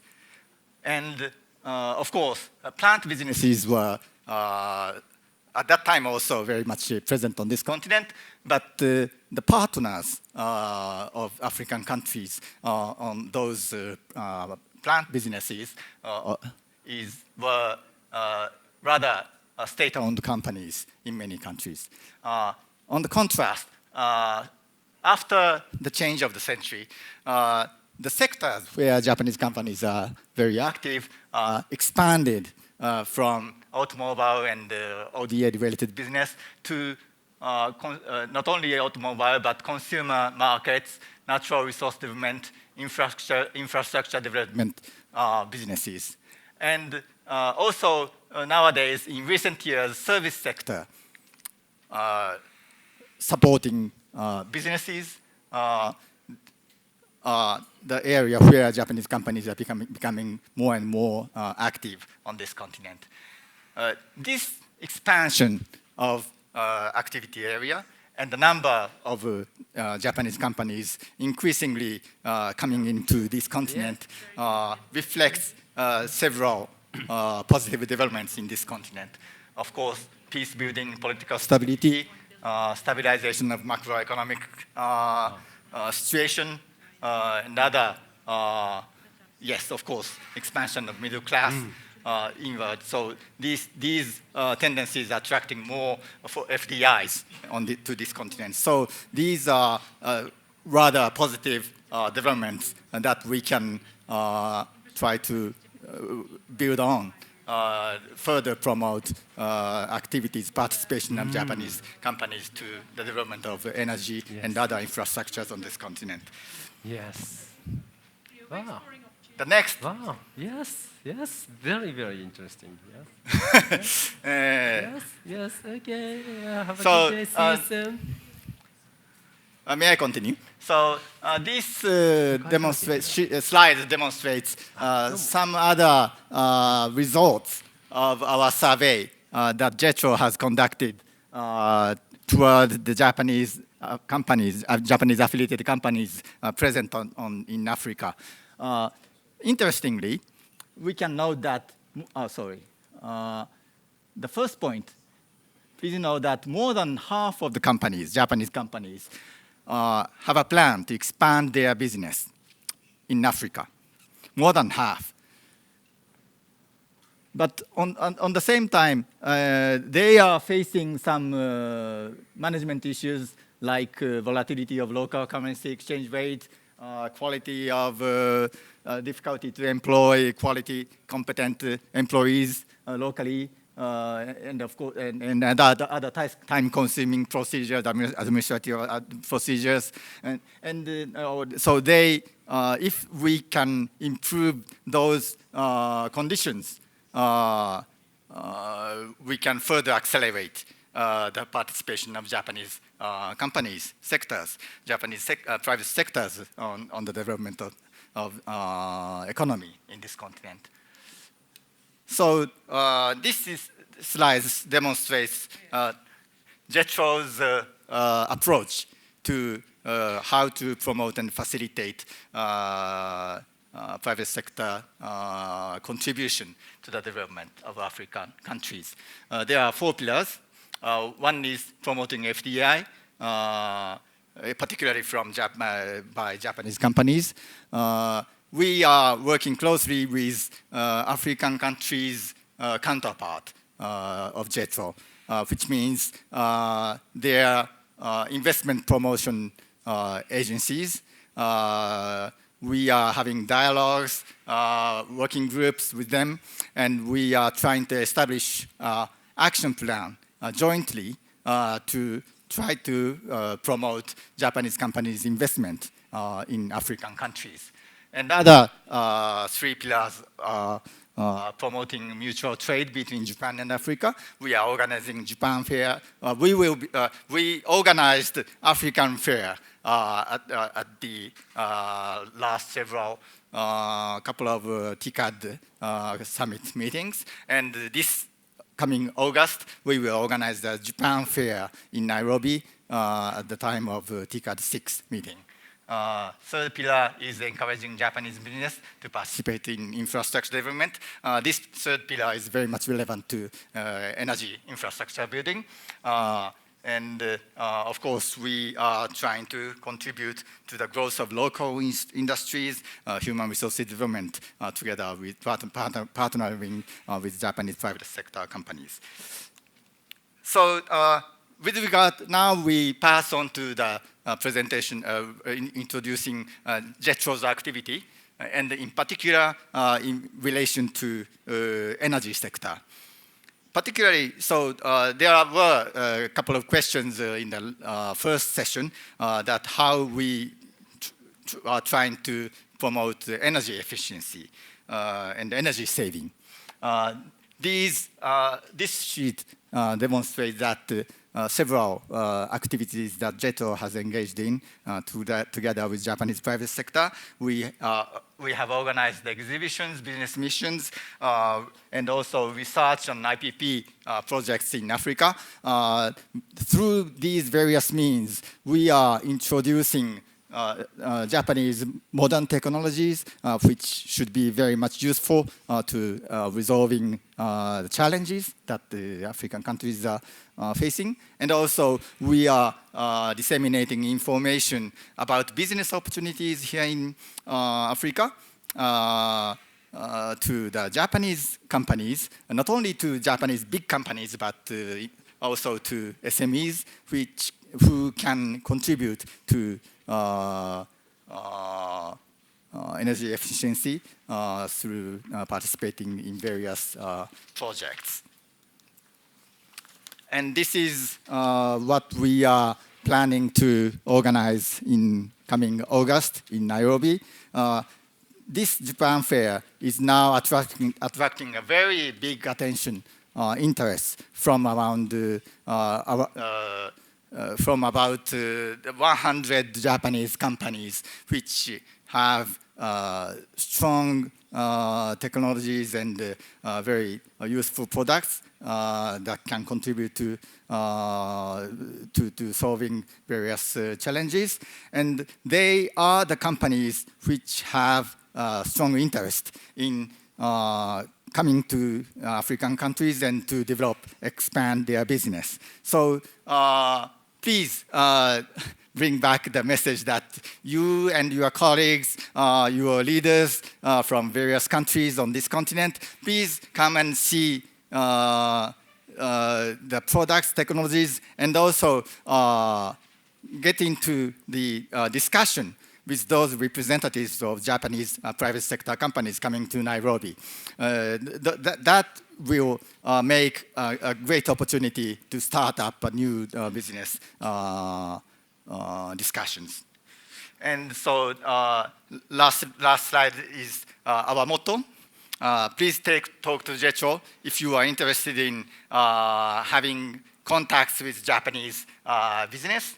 If you are interested in looking for finding out right solutions for energy saving or whatever other challenges that you are facing, we can connect you to Japanese companies or other institutions which are relevant and which can contribute to solving your issues. So thank you very much.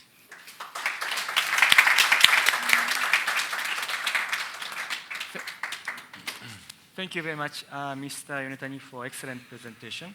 Now, I would like to ask Mr. Keisuke Fujioka, Branch Representative Hitachi Europe Limited, Johannesburg office, to speak about solutions for better electricity supply and the water resource management. So, Fujioka-san, floor is yours. Thank you very much. Good afternoon, ladies and gentlemen. My name is Keisuke Fujioka from Hitachi Europe, Johannesburg office. Firstly, JETRO person and JICA person and African Development Bank, thank you very much for inviting me to this event. Today, I'd like to explain 3 points of Hitachi's activities. Firstly, I will show you outline of Hitachi, and secondly, I will show you, of a smart city of our case study in smart city, and we'll show the energy solutions, and finally, we will show you, our water treatment technologies. This picture shows of Hitachi's overview of revenue. Over half of, this left side circle shows of revenue of regional basis. Half of of revenue come from Japan and half revenue come from overseas. But unfortunately, of sub-Saharan, revenue is very small. So my mission is expand, this figure. And the right side shows, of breakdown of revenue of basis of business unit basis of big business is, IT, and also Hitachi Metal and the Hitachi, the automotive, construction, and this transportation means logistics company of Hitachi Logistics. And this is of our major products and business field of IT division and social infrastructure division and the construction machinery, automotive systems for cars, and social infrastructure systems group, contains of a railway of a business and auto business and also elevators and other big industries. And also we will supply power systems, thermal power plant, nuclear power plant, and also we will provide renewable energy products. And also we will provide T&D systems.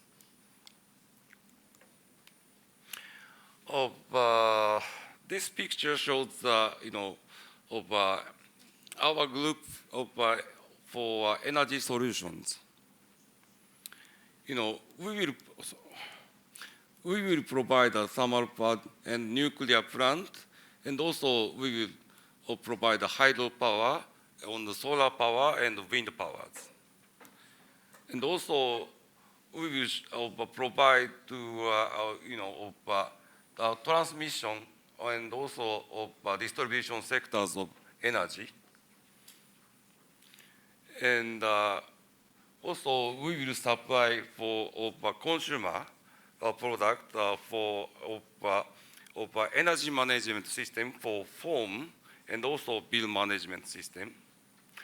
And our technology, connect these, sectors and realize, of energy efficiency. And also we will realize, power detailing. But this picture shows, our vision and energy value.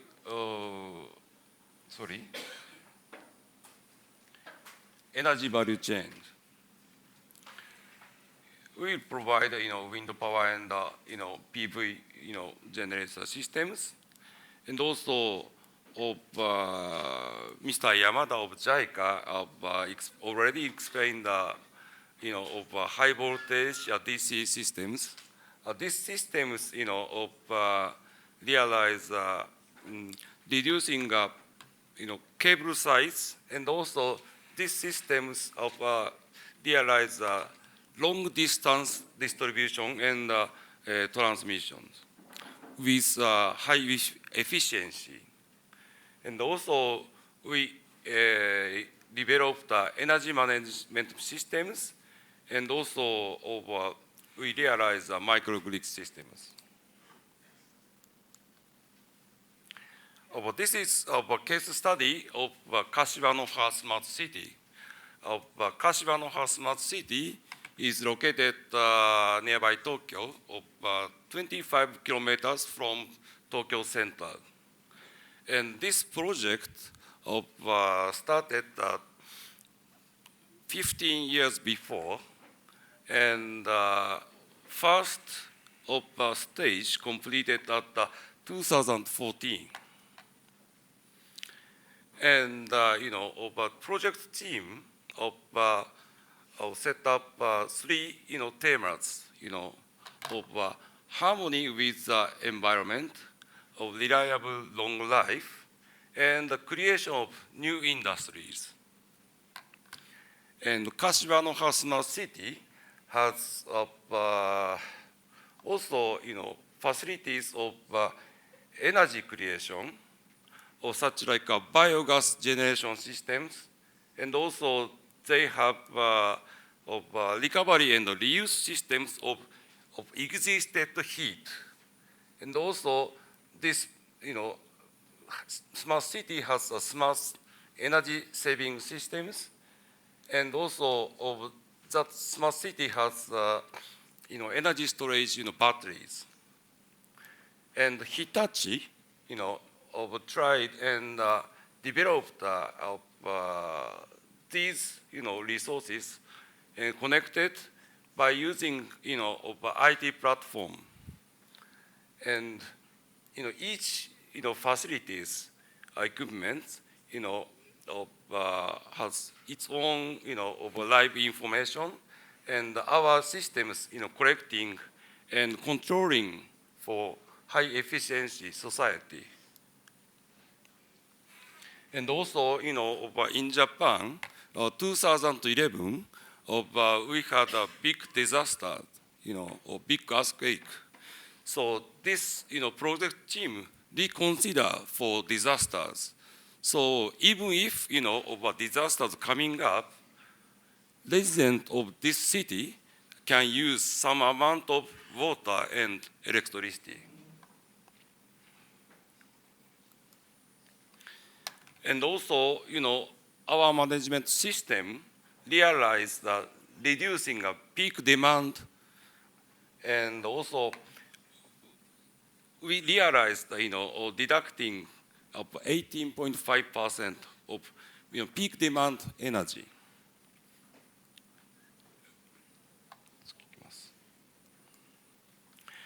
Next is next picture shows our business scope of water business, water team.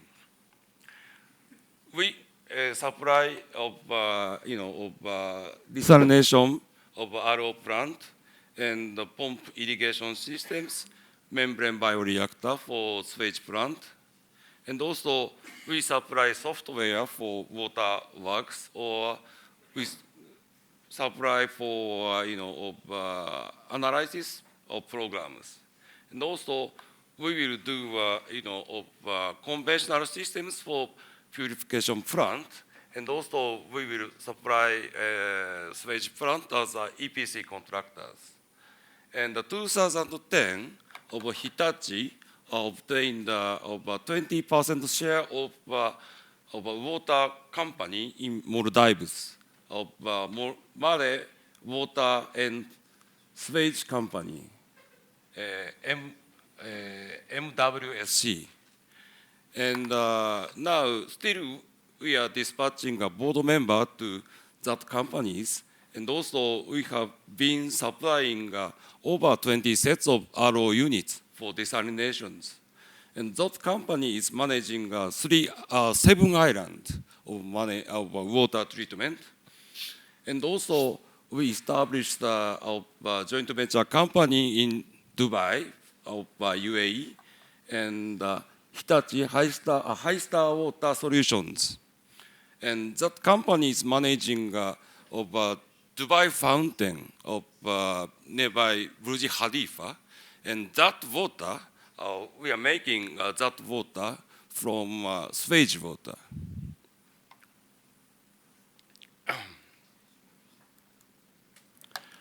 This picture shows our supply record to Africa. We supplied of Kenya and Egypt. And still now, Kenya, this project is ongoing.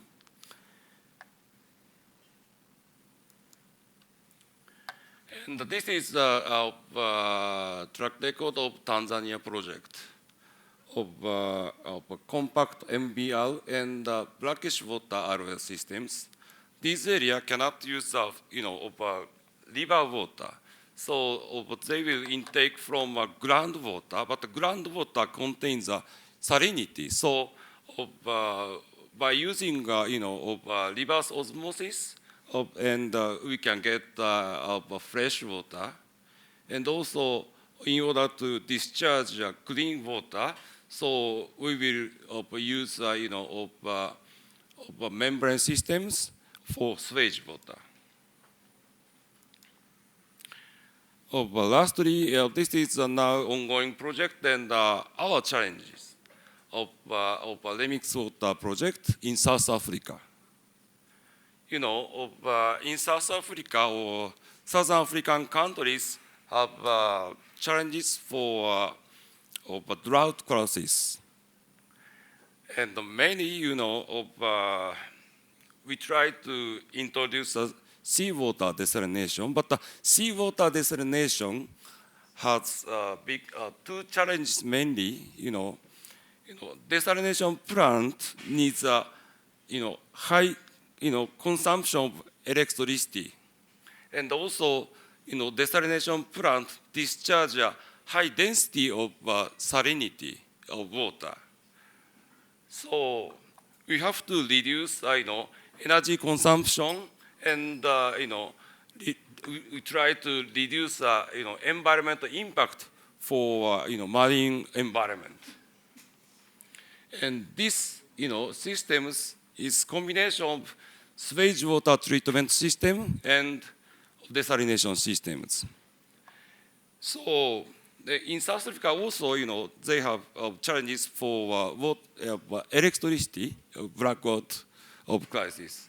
So we reduced electricity consumption of 60%, of 40%, and also we reduce plain water, salty water, of 50%. And finally, I'd like to show final, seed of remix water is one of advanced technologies. And also, this technology will contribute for diversity of water resources, not only from river water, not only from, sea water, and also, this technology will contribute for less impact of for marine ecology, marine environment. And this project started at of 2012 with eThekwini municipality of Durban, South Africa. And we started a preliminary feasibility study at 2013. And JICA supported to us for preliminary FS, and also 2015 of NEDO of Japanese one of related authorities supported for us and started a feasibility study of remix water demonstration plant. And this year, probably we will get certificate from NEDO, and we will start a demonstration project. And our final goal is of commercial operation by using PPP scheme. Yeah. Thank you very much for your kind attention. Thank you. Thank you, Mr. Fujioka. Now, I'd like to invite next panelist, Mr. Eugene Leroux, Managing Director and the President, NEC Africa Limited, to speak about enabling sustainable infrastructure through ICT. So, Eugene, over to you.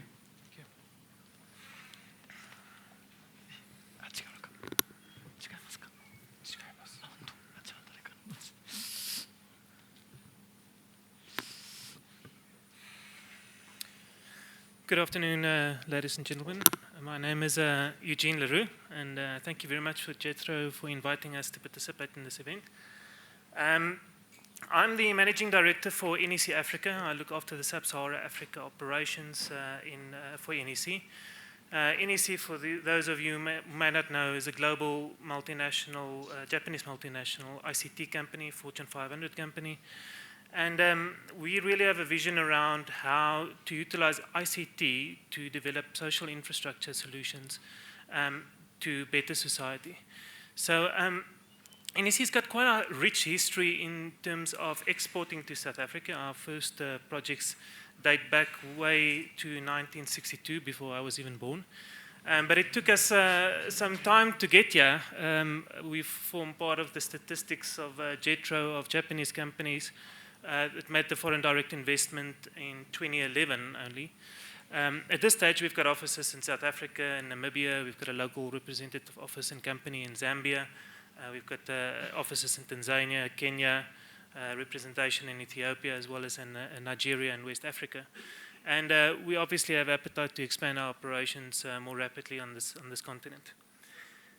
My presentation is going to come a little bit from a different angle, from an ICT perspective, and I'll try to link up with a bigger topic around energy and climate change as I'm moving along some of the solution aspects. But I'd like to just quickly set the scene in terms of how we view the future global economy. And I think we all know that there's a huge increase in population awaiting us, and coupled with that, the urbanization of this population. At this stage in cities, there are roughly about 3.5 billion people living, and that could increase to about 6.3 billion. So you can just imagine the impact on traffic, on broadband connectivity, water, electricity, and all of these infrastructures that is required to support this move. And with a global population growing, roughly about 1.3 times what it is now by 2050, the impact on resources are really escalating. You will have a demand of energy of 1.8 times what we currently have. You have 1.5 times more greenhouse gases that we have today. The demand for food will increase substantially, as well as the demand for water. And these are some of the social problems that we are going to face over time as we are moving along. And if you look at the African Development Bank, I think their vision and goals of what they want to do in Africa is actually very closely aligned to this global trend. And I think the agenda in terms of powering Africa and looking at bettering the life for Africans is not just an African story, but it's a global story. And this is where we, as NEC, hope to play a role through ICT in the future. So the big question is, what can ICT do to contribute to this conversation as we are moving along? And perhaps just a little bit around ICT trends. A couple of years ago, the buzzword around from a technology perspective was cloud and cloud solutions and everything as a service. And that's very much still true today, and everything is moving into the cloud, into a consumption-based model. And we foresee that this trend is going to continue. But as we moved along, the rate at which technology and technology topics seem to move along is accelerating. And we moved from cloud into social networks, where we went from a one-to-one communication to a one-to-many, which dramatically changed the way we interact with each other and how we communicate with each other. If anybody here is a WhatsApp user, you probably have 50 messages a day through different groups that you are belonging to, and email has sort of become a slower response rate, where these WhatsApp conversation groups form a medium by which quick decision making could be made in certain instances. And that followed then by big data, and I think a lot of people misunderstood big data to be data analytics, and I think the real difference can be illustrated through this example, which our chairman of NEC likes to quote, and that is the case whereby you are driving in your car and you're potentially familiar with the rain sensor on your windscreen, whereby if it starts to rain, your wiper blades come on automatically. So this is one sensor sensing whether it's raining outside, and it turns the the wiper blades on. Very simple sensor. But if you combine all of these sensors and the information from all of these sensors across a country over a certain time, you can have information around rainfall per region. You could use this information to extrapolate emergency responses, like where localized flooding could happen.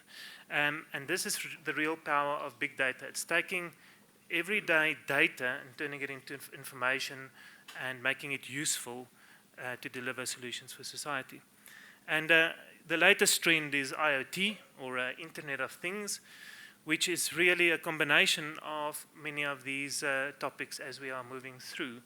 And this is one of the big ICT global trends.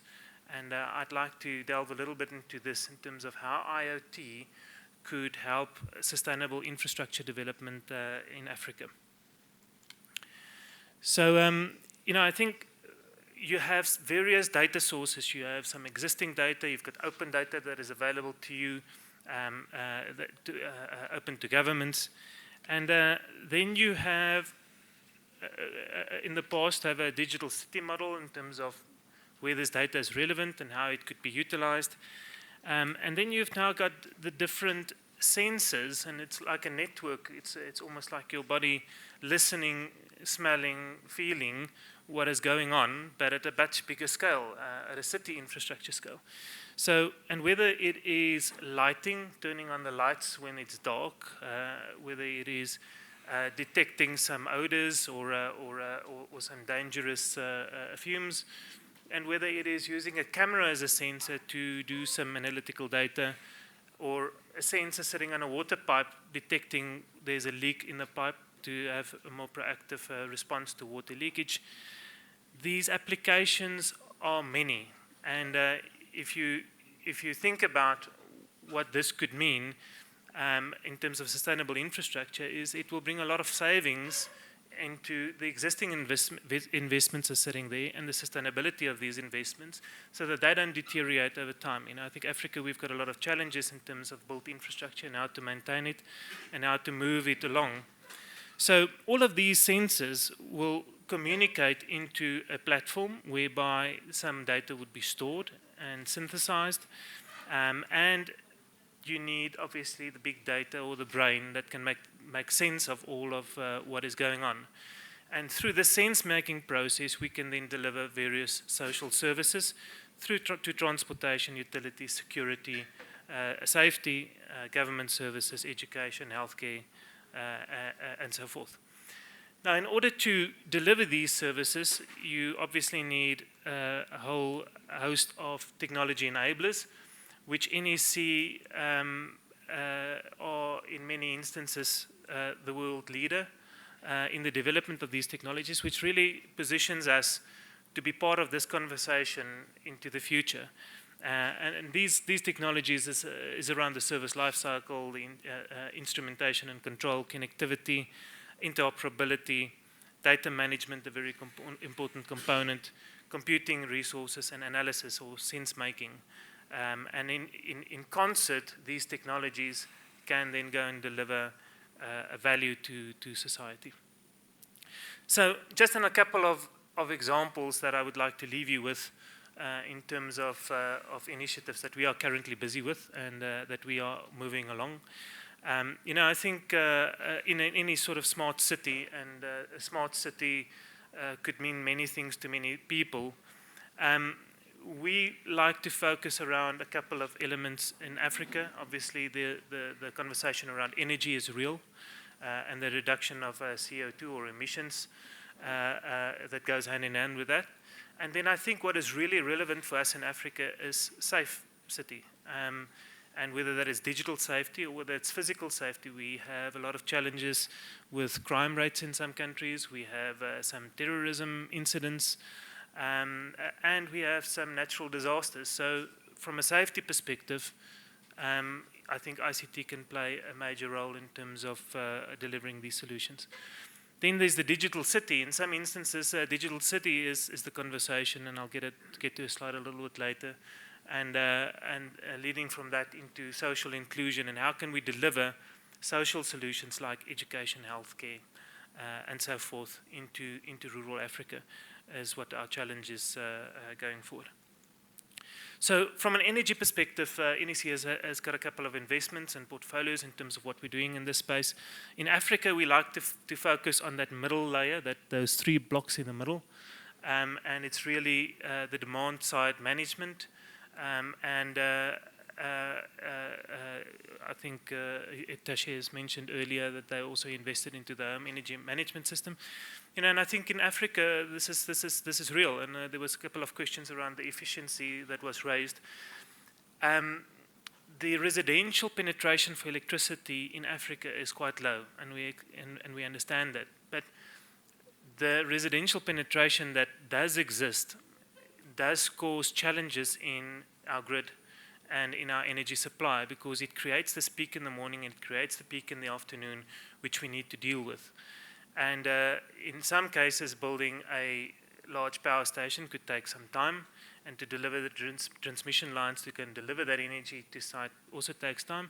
But there are potentially quicker solutions through ICT, whereby we can do demand-side management. We can sense where the demand is, and we can go and manage that demand through switching off geysers when they are not needed. Geysers are roughly about 40% of every domestic household's energy supply, depending on the demography of where we are going. Coupled with this, we are also looking at energy storage. NEC is the leader in energy storage solutions. We have built a battery solution. It may sound strange. That box in the middle is a large-scale battery, grid-scale battery, lithium iron phosphate technology. We like lithium for the properties that it's got in quick recharge rate. We also like it for being able to discharge high power energy. And we like it for the life cycle. It can really last a long time, over 10,000 cycles. So you get a life cycle of some of these batteries of 15 years, 20 years. And each container there could be anything from a 1 megawatt to about 4 megawatt is the max that we can fit into a container. But you can stack multiple containers in order to go and deliver these energy to site. And our conversation in Africa at this stage is a lot with industry. We try and provide the meter applications. We have some use cases in the DRC where mines are running spinning reserves. This means that there's a diesel generation plant that is constantly running in the event that the grid would drop, so that the diesel generation plant can pick up the load and supply it to the mine. Obviously, burning diesel, it's not a renewable energy source. It's quite expensive. In this instance, we could provide one of these batteries that can really provide that high power for a short time to allow you to bring up the diesel generation plant in order to sustain your operation and move forward. And then we also focus on the sort of grid tie or off-grid types of solutions. So one of the examples that we are heavily involved in plays in the telecommunication space. And you may ask, what does this all got to do with IoT? But there's a sensor that sits on the battery to ensure that we can track it. Batteries are known to be stolen in Africa. If batteries are stolen out of base stations, the site goes down. We have sensors of fuel of the diesel generator to ensure that we can provide the life or the uptime of that specific base station. We detect the charge rate of the solar panels, and through that do remote monitoring in terms of providing an uptime to some critical installations like mobile base stations out there. Just an example where energy storage can play a role in renewables is that renewables is great for conversation to start building decentralized energy supply. But from a PV perspective, there's still a huge amount of intermittency when cloud cover comes off, and there's unpredictability in this. So through combining battery solutions with renewable energy sources, we can create firm renewable capacity, which is usable, and it's not going to destabilize the grid. And this is a conversation which we are having more and more in Africa today, as we are moving along the renewable generation investments all across Africa. So that's just a little animation to show how the battery automatically kicks over time and delivers the stable power output at the end. Digital cities. So NEC has got a very rich portfolio on the left there, and I'm not going to go into all of the detail of different technologies that would help in terms of digitizing a city, providing broadband services to the city. Many African cities are adopting broadband rollouts throughout the city. There's a direct link between connectivity to broadband and economic growth. So a lot of African countries are investing in broadband technology, getting citizens connected, providing these services to the public. But this is also quite important for delivering IoT and other social services that are there. And if you just think about the race that is on for the driverless car, and I just saw that Uber joined the race.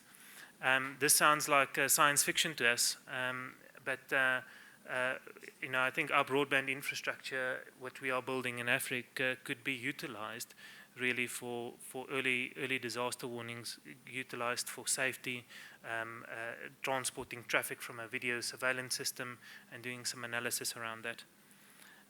So that leads me into our flavor around safe city, and that's security, where the camera becomes a sensor, not just recording video, which you would then go and analyze afterwards for a certain incident that has happened.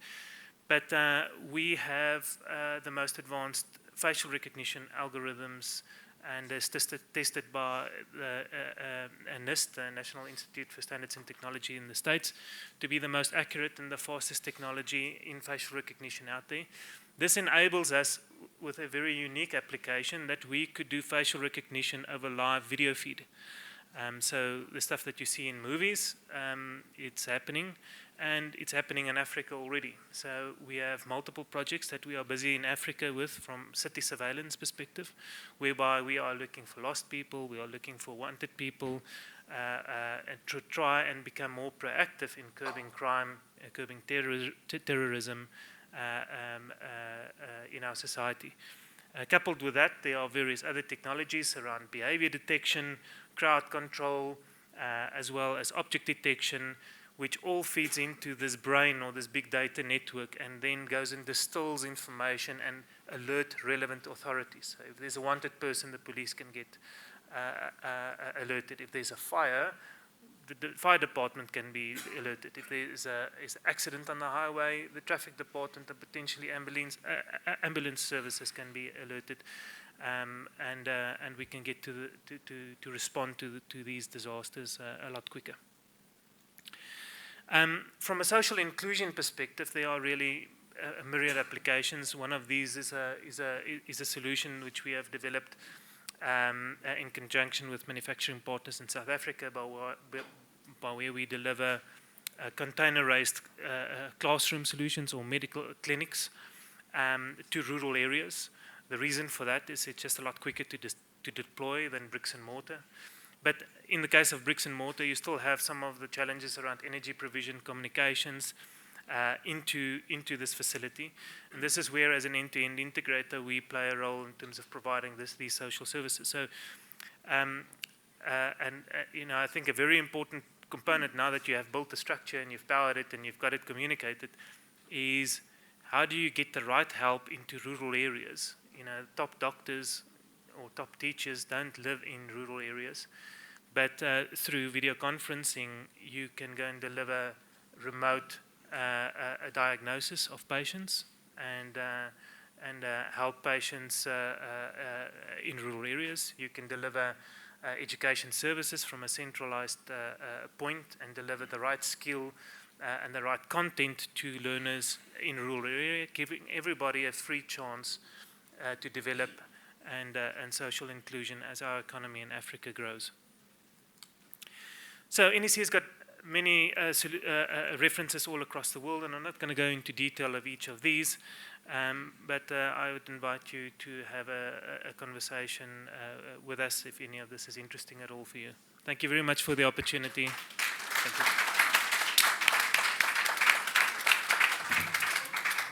Thank you, Eugene. So I'd like to invite the last panelist, Mr. Takashi Yao, Regional COO for Africa, Marubeni Corporation to speak about commitment of Japanese businesses for infrastructure development in Africa.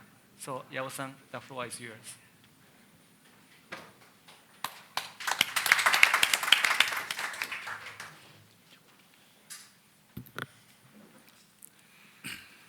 Good afternoon, distinguished guests, ladies and gentlemen. It is a great honor and pleasure for me to have an opportunity to deliver this presentation today. I would like to express my sincere thanks to the African Development Bank, JBIC, JETRO, and JICA, and other parties for organizing and sponsoring this forum. As introduced, I am Takashi Yao, Regional CEO for Africa of Marubeni Corporation. Before presenting our commitment in Africa, let me introduce Marubeni Corporation.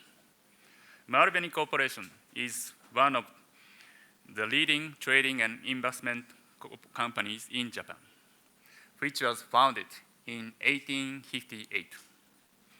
Marubeni Business Corp covers a wide range of fields, from the trading of foodstuff, energy and mineral resources, a variety of machinery including automobile, industrial plant and infrastructure projects such as electric power, water, railway, port, and airport.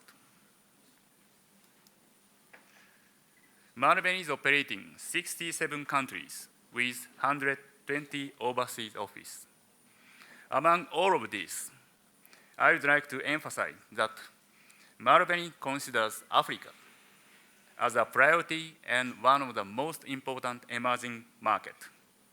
As such, we have already set up 12 offices out of Africa's 54 countries. Today, especially from our wide business range, I'd like to introduce our activities and commitment for the African development in 3 fields: the power sector, the industrial plant sector, and water sector. In the power sector, we have been involved in the EPC business since the early 1960s. Then, in the early 1990s, with the experience of EPC business, we started the IPP business. Today, we are one of the top international IPP players. Looking into the EPC business, we have a contract record of over 100 gigawatts. And in Africa, we have installed about 4,500 megawatts. Next is the IPP business. Currently, we have 48 power stations in 21 countries. And total capacity is approximately 36 gigawatts, which is around 10 gigawatts in terms of net capacity. As you can see, a wide range of fuel, such as gas, hydro, geothermal, wind, and coal, are used in these assets. In the IPP business, I would like to highlight that we are not financial investors. We are quite active in greenfield and lead development activities, including securing finance, managing the EPC, and then we operate and maintain the power plant. As for our current portfolio, around 40% out of our total assets are in Asia, 31% in Middle East and Africa, and the rest 30% in the Americas and other countries. In African continent, we have several ongoing projects, and one of which is the IPP project in South Africa. We submitted our bid proposal in last November under the core baseload IPP program, and we have expecting the announcement preferred bidder in June or July this year. Taking this opportunity, I'd like to share one of the issues in the core IPP program in South Africa. That is the land liquidity issue. Since the income currency under the PPA is 100% land, so we need to totally rely on land financing. However, the commercial banks, which have the ability to secure project finance in these sizes, are very limited in the market. In order for us to overcome such issue, we approached the African Development Bank, and upon several discussions with the team in the AfDB, they provided us a letter of intent to support this project. On behalf of the company, I would like to express our sincere appreciation for AfDB's kind cooperation toward this project. Further, we are also looking at various other investment opportunities in other African countries, and we are looking forward to collaborating with AfDB. The target in the IPP business for the next 5 years is to double the net equity capacity, which would be 20 gigawatts all over the world. Next, let me introduce our activities in the industrial plant sector. In this field, Marubeni has a long history of success and broad know-how in the area of textile, cement, sugar, ferrous and non-ferrous metals, and pulp and paper plant. Our involvement in these type of projects covers any and all stages of a project, from project planning and feasibility study to finance arrangement and construction, and then providing technical assistance for the startup and operation of the plant, which depend on the need of the host country. By applying these expertise, Marubeni can find and develop industrial plant projects, and we can contribute to the diversification of industry, improvement of the trade balance, creation of employment, and development of local communities, which almost all African countries crucially need. One of our achievements in this sector in Africa is the rehabilitation and reconstruction of 3 state-owned textile plants in Angola. The location of 3 plants is shown on this slide. Angola has been well known in its rich oil and gas resources. However, Angola government has been promoting diversification of its domestic industry in order to reduce its high dependency on oil. Reconstruction of textile industry in Angola through the rehabilitation of these plants not only support Angola's economic diversification, but also decrease the country's dependence on import of textile products, which in turn improve the trade balance. Also, through the creation of around 3,500 direct jobs, these projects will significantly contribute to the revitalization of Angola's regional economies. From the financial perspective, we brought in Japan Bank International Corporation, known as JBIC, as well as Mitsubishi Tokyo UFJ Bank to organize the first large-scale direct financing between Japan and Angola. For this sector as well, we'd look forward to having the support from the AfDB on the project in Africa.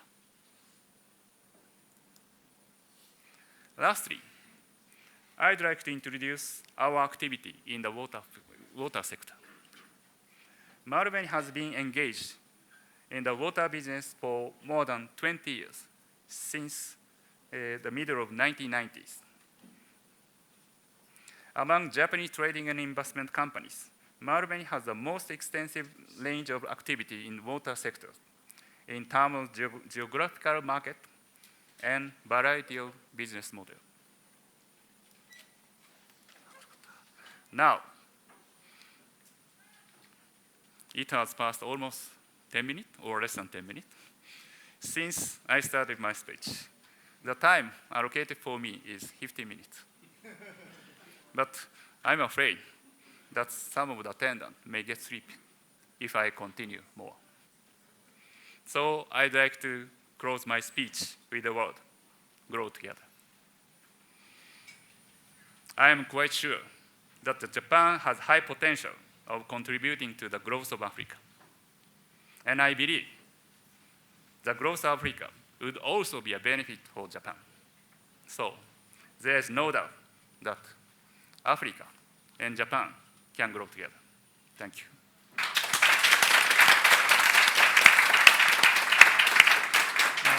Thank you, Mr. Yao, for your presentation and your cooperation in keeping the schedule.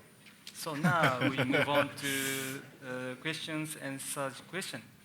I wish I could ask questions from the audience, but you are a bit of behind the schedule. So I will take the privilege as a facilitator to ask 2 questions to all the panelists. So you can answer either of them.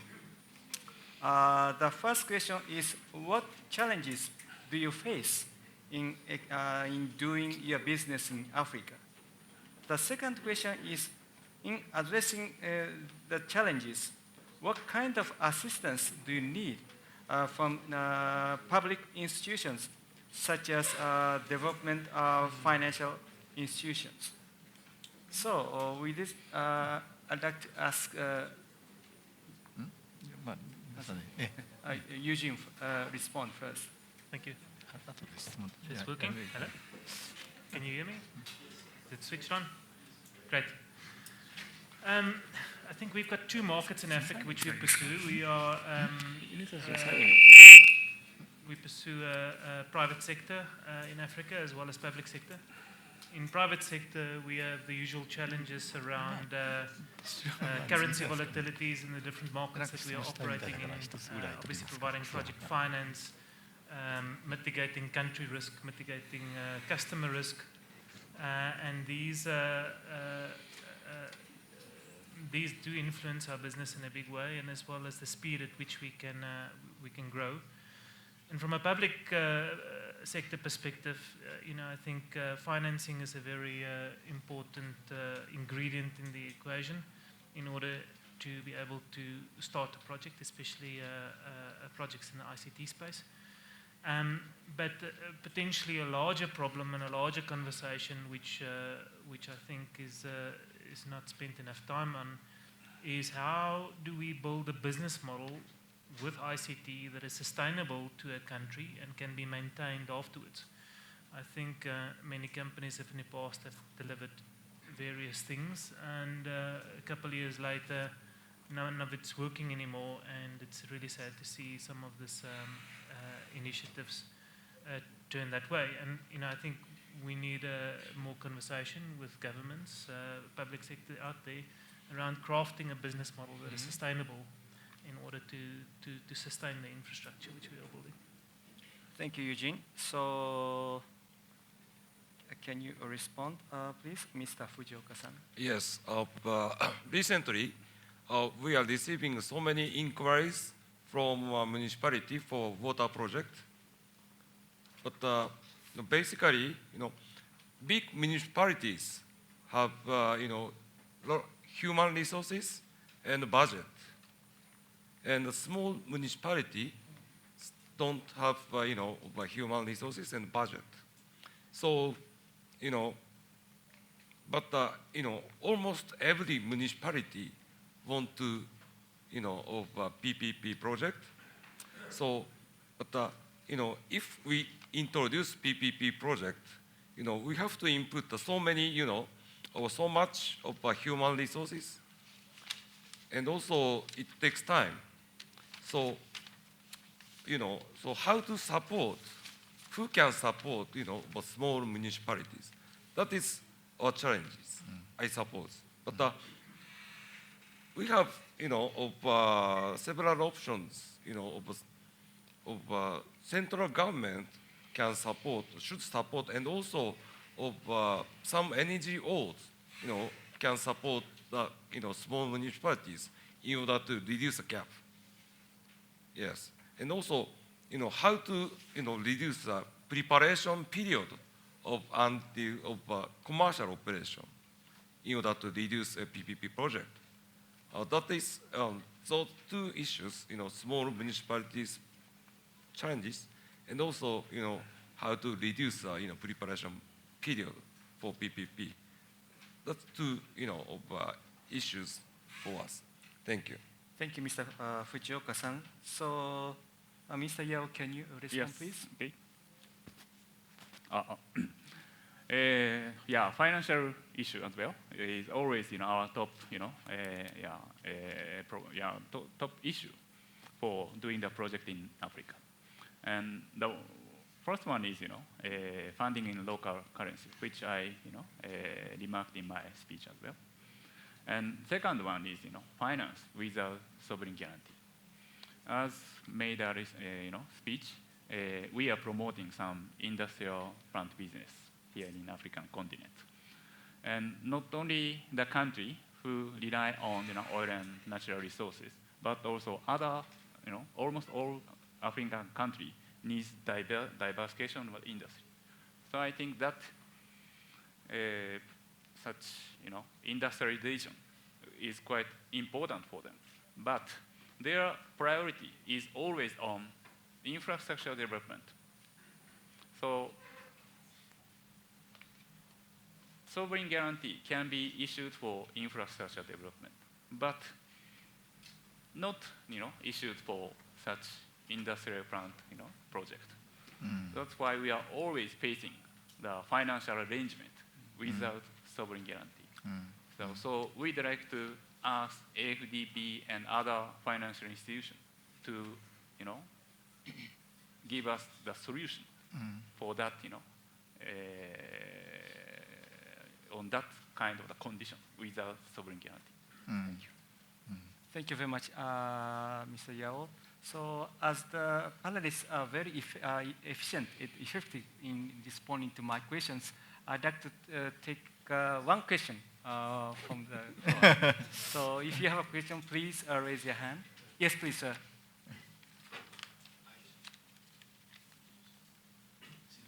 Hello.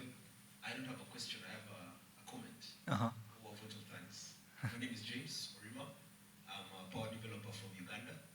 I'm developing a 20 megawatt biomass power plant with the help of African Development Bank and KfW, and also a geothermal plant in southern Uganda, that's in the feasibility stage. So we do not know much about Japanese technology, and I'm looking forward to working with you. I understand you're supporting the government in the geothermal sector, but you're not touching the private sector yet. I hope after this you'll be able to look at us, the private sector, because we're struggling also to make it. Thank you.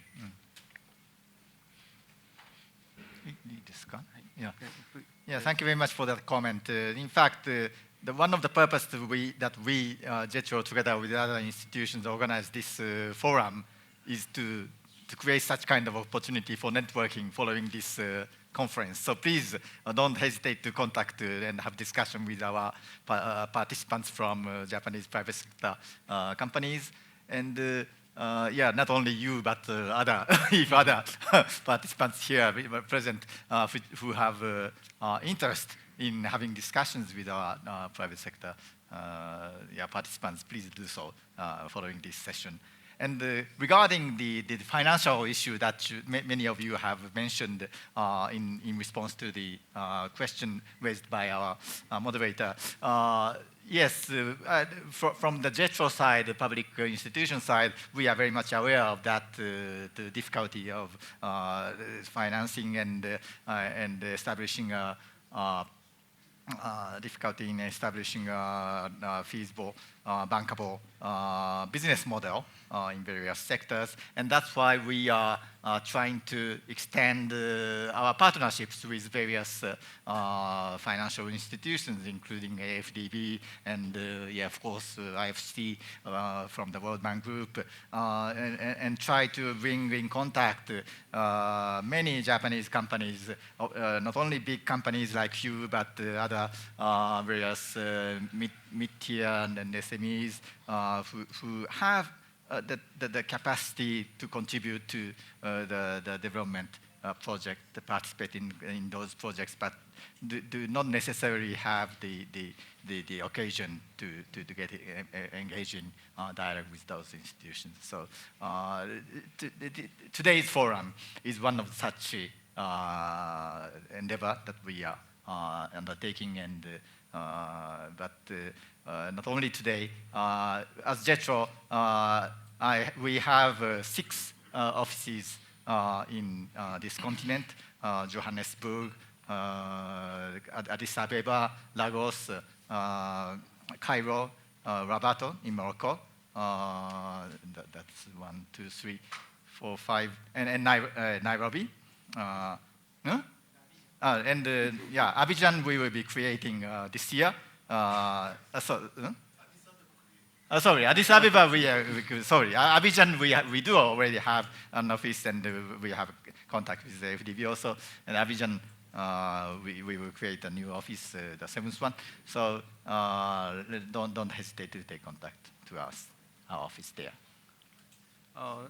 Thank you, Mr. Yonetani, for your great response. So actually, I work for IFC, so that the World Bank Group, including IFC, is pleased to work with you to address the challenges you face for the development of Africa. So with this, I'd like to conclude this session. And ladies and gentlemen, I'd like to ask you to give applause to distinguished panelists who made this session successful. Please. Thank you very much. Well, thank you very much, Mr. Noriaki Mizuno and 4 speakers in the session 2. Well, in order to admire the good chairship of the Mr. Mizuno, well, I would like also request you to give a round of applause to Mr. Mizuno, please. Well, excuse me, we have not finished yet. Sorry, almost. We have come to the closing session now. In the closing session, 2 directors of African Development Bank will deliver the remarks. They are Mr. Tadashi Yokoyama, Head of Asia Representative Office, and Ms. Diajaro Kodeija, Director Private Sector Development. Mr. Yokoyama and Ms. Kodeija, could you come up to the stage, please? I would like to, Madam Diajaro, please come up.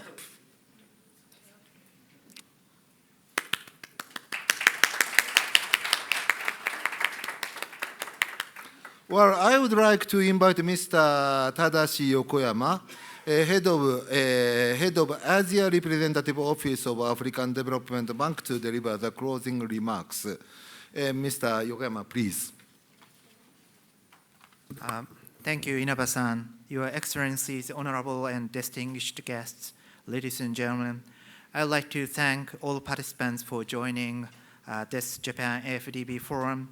I would also like to express my deep appreciation to JBIC, JETRO, and JICA for co-organizing this very meaningful event with us in cooperation with the government of the Republic of Zambia, World Bank Group, and New Economic Partnership for Africa's Development. I would especially thank the government and the people of Zambia for helping us to make this event happen in a beautiful city here in Lusaka. There is no doubt that the potential of Africa is enormous. On the other hand, we are faced with a broad range of challenges. Our high fives are the prioritized challenges which need to be tackled in a speedy and integrated manner. Energy access and the development of quality infrastructure have paramount importance among them. If we can remove the bottlenecks and unlock the potentials in Africa, we can realize the sustainable and inclusive growth in this region. Challenges such as shortage of adequate energy access and infrastructure should not be recognized with pessimism, rather recognized positively as abundant business and investment opportunities, simply because that means there are huge needs here. By the end of this century, 1 out of 3 persons will become Africans. Without referring to Africa and Africans, one cannot talk about global market, global health, global security, global climate change, and global anything, as well as innovation technologies and Nobel Prizes in the scientific field. As presented by other speakers, AfDB, JICA, JBIC, and JETRO have financial and other mechanisms and schemes to tackle with African challenges. Of course, further efforts will be needed to secure enough financial resources. These are all resources which promote private investment necessary for full-fledged sustainable African development. The Japanese private sector has solutions of many African development challenges with utilizing high technologies, experiences, and expertise. Today's presentation shows some examples. By understanding more development challenges and environment unique to Africa, the Japanese private business can help African people more effectively. They may be asked to bring solutions taking account of the balance of quality and price and offer affordable prices. Also, by understanding available Japanese high technologies and expertise more, African people can have more options to effectively tackle with their challenges. African people should benefit by combining financial schemes and best advices held by AfDB, JICA, JBIC, JETRO, and others, and the most appropriate technologies, experiences, and financial resources held by the Japanese and other private sector. My office, External Representative Office for Asia, we call ASRO, was established in 2012 in Tokyo. The mission of my office is to mobilize resources in Asia and the Pacific region to help African sustainable and inclusive development through strengthening partnership, disseminating and selling business and investment opportunities, as well as bringing information on African development challenges and our operation, AfDB's operation. ASRO is making best efforts to fulfill its mission through organizing various investment and business events and pursuing every opportunities for that purpose. Also, ASRO operates a special purpose website we call ABNet for dissemination of African business and investment related information. TIGAT 6 will be held in Nairobi late this August. We also intend to take advantage of TIGAT 6 for advertising business and investment opportunities in Africa. We hope that many Japanese business leaders will visit and participate in TIGAT 6 and show their technologies and what they can offer for the solution of African people's challenges. I also hope that the Japanese business leaders come to recognize the necessity to seize the massive business and investment opportunities on this continent. We will continue to work with Asian partners, including JBIC, JETRO, JICA, and the Japanese private sector to mobilize resources. Last of all, I would like to thank moderators and speakers for your valuable contributions, and thanks very much all for your participation in this forum. Thank you. Thank you very much, Mr. Tadashi Yokoyama. I would like to invite Ms. Jiaro Kodeija, Director of Private Sector Development, African Development Bank. Ms. Kodeija, could you close the forum, please? Thank you very much. Thank you, ladies and gentlemen. A bit tired today, too much meeting. However, thank you very much, Mr. Misuno. Ladies and gentlemen, good afternoon, distinguished guests. My name is Mrs. Diallo. I'm the Director of Private Sector Department of the African Development Bank. But let me just start by saying that we really welcome this opportunity to exchange We couldn't be here the whole day, but it's really a great opportunity to re-engage with the Japanese business community. And we thank you very much for this initiative. We also want to express our sincere thanks to Japanese institutions with whom we have been working over the past 10 years. Naming that JBIC, JICA, JETRO, without naming all of them. And also some private sector Japanese companies that work with us in several infrastructure projects in Africa, Mitsubishi, and so forth. African development banks and the Japanese and the Japan's relationships date long, since the early 2000s.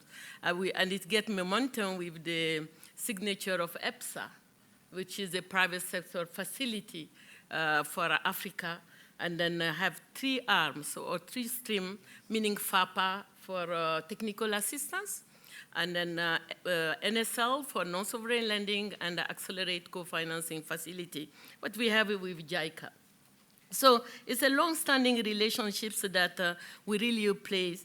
But last year, we have had new development in our relationships and with Japan, because we have a number of requests of the client, our client, to have Japanese company in the project that we are financing. So far, we are one of the largest infrastructure financiers in Africa. We have more or less 10 billion financing infrastructure, and the private sector infrastructure financing annual approval is 2 billion. And then we have financed so far 50 private sector projects, of which 40% transport, 40% energy, 20% in another sector. So, and having said that, this is the past. The new development that we have in our strategy that the president has expressed during the opening is that we have the high fives. And the high fives call for scaling up infrastructure. Infrastructure, power infrastructure, also industrial infrastructure.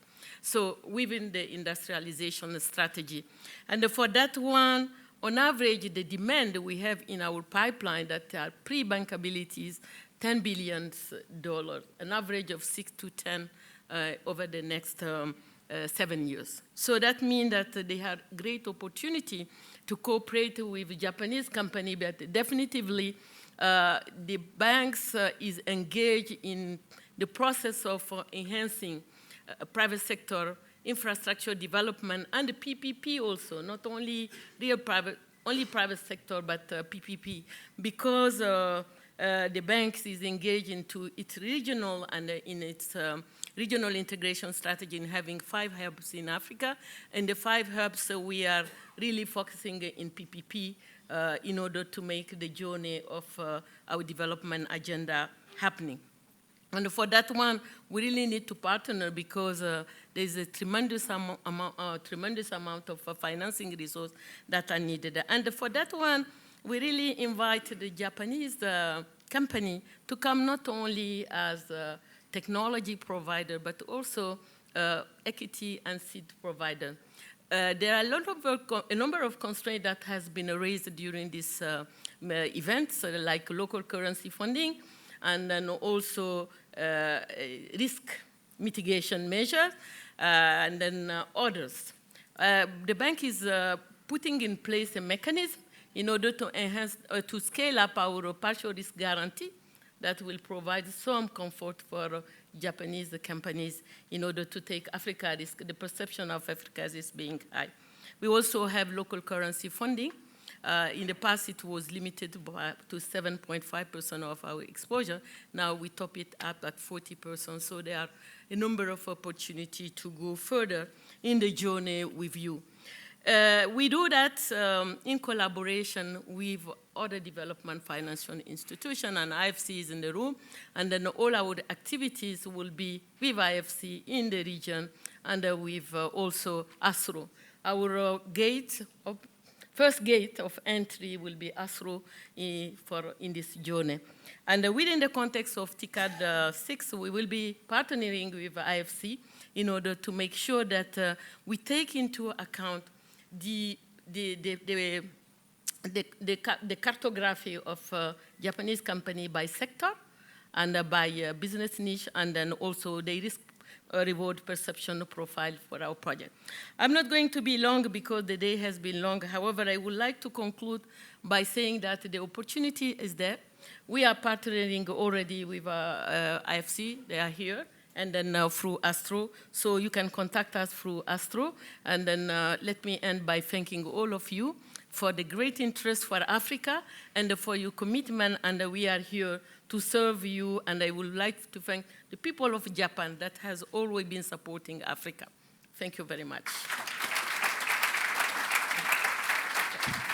Well, thank you very much, Madam Diallo Kodeja. Could you stay here? Well, ladies and gentlemen, this concludes the Japan AfDB Forum, Energy Access and Quality Infrastructure in Africa, toward the Decade 6. We will now be breaking for the networking afternoon tea.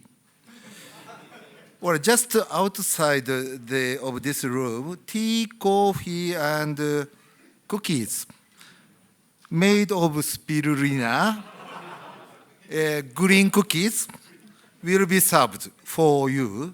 I hope you enjoy the afternoon tea and coffee. And now I am finishing the role of Master of Ceremony for this important conference. Ladies and gentlemen, thank you very much for your participation today. But lastly, I would like to request all of you to fill in the questionnaire in your the information folder, this green paper. Please fill in the questionnaire and leave it on your chair or before you leave, before you leave, please. And or to hand over to my colleagues. And also another request is that we are actually holding the exhibition in the exhibition marquee there, JETRO, JICA, JBIC. We are putting displaying the robot, the robot with the artificial intelligence, it is called the Palo. So we are exhibiting, and other many information, and we are always ready to discuss with all of you on the business development. So could you kindly visit our stand in the exhibition marquee, please. To close the Japan AfDB Forum, Energy Access and Quality Infrastructure in Africa, toward Decade 6, I would like to again express my sincere appreciation for your participation and cooperation. Thank you very much.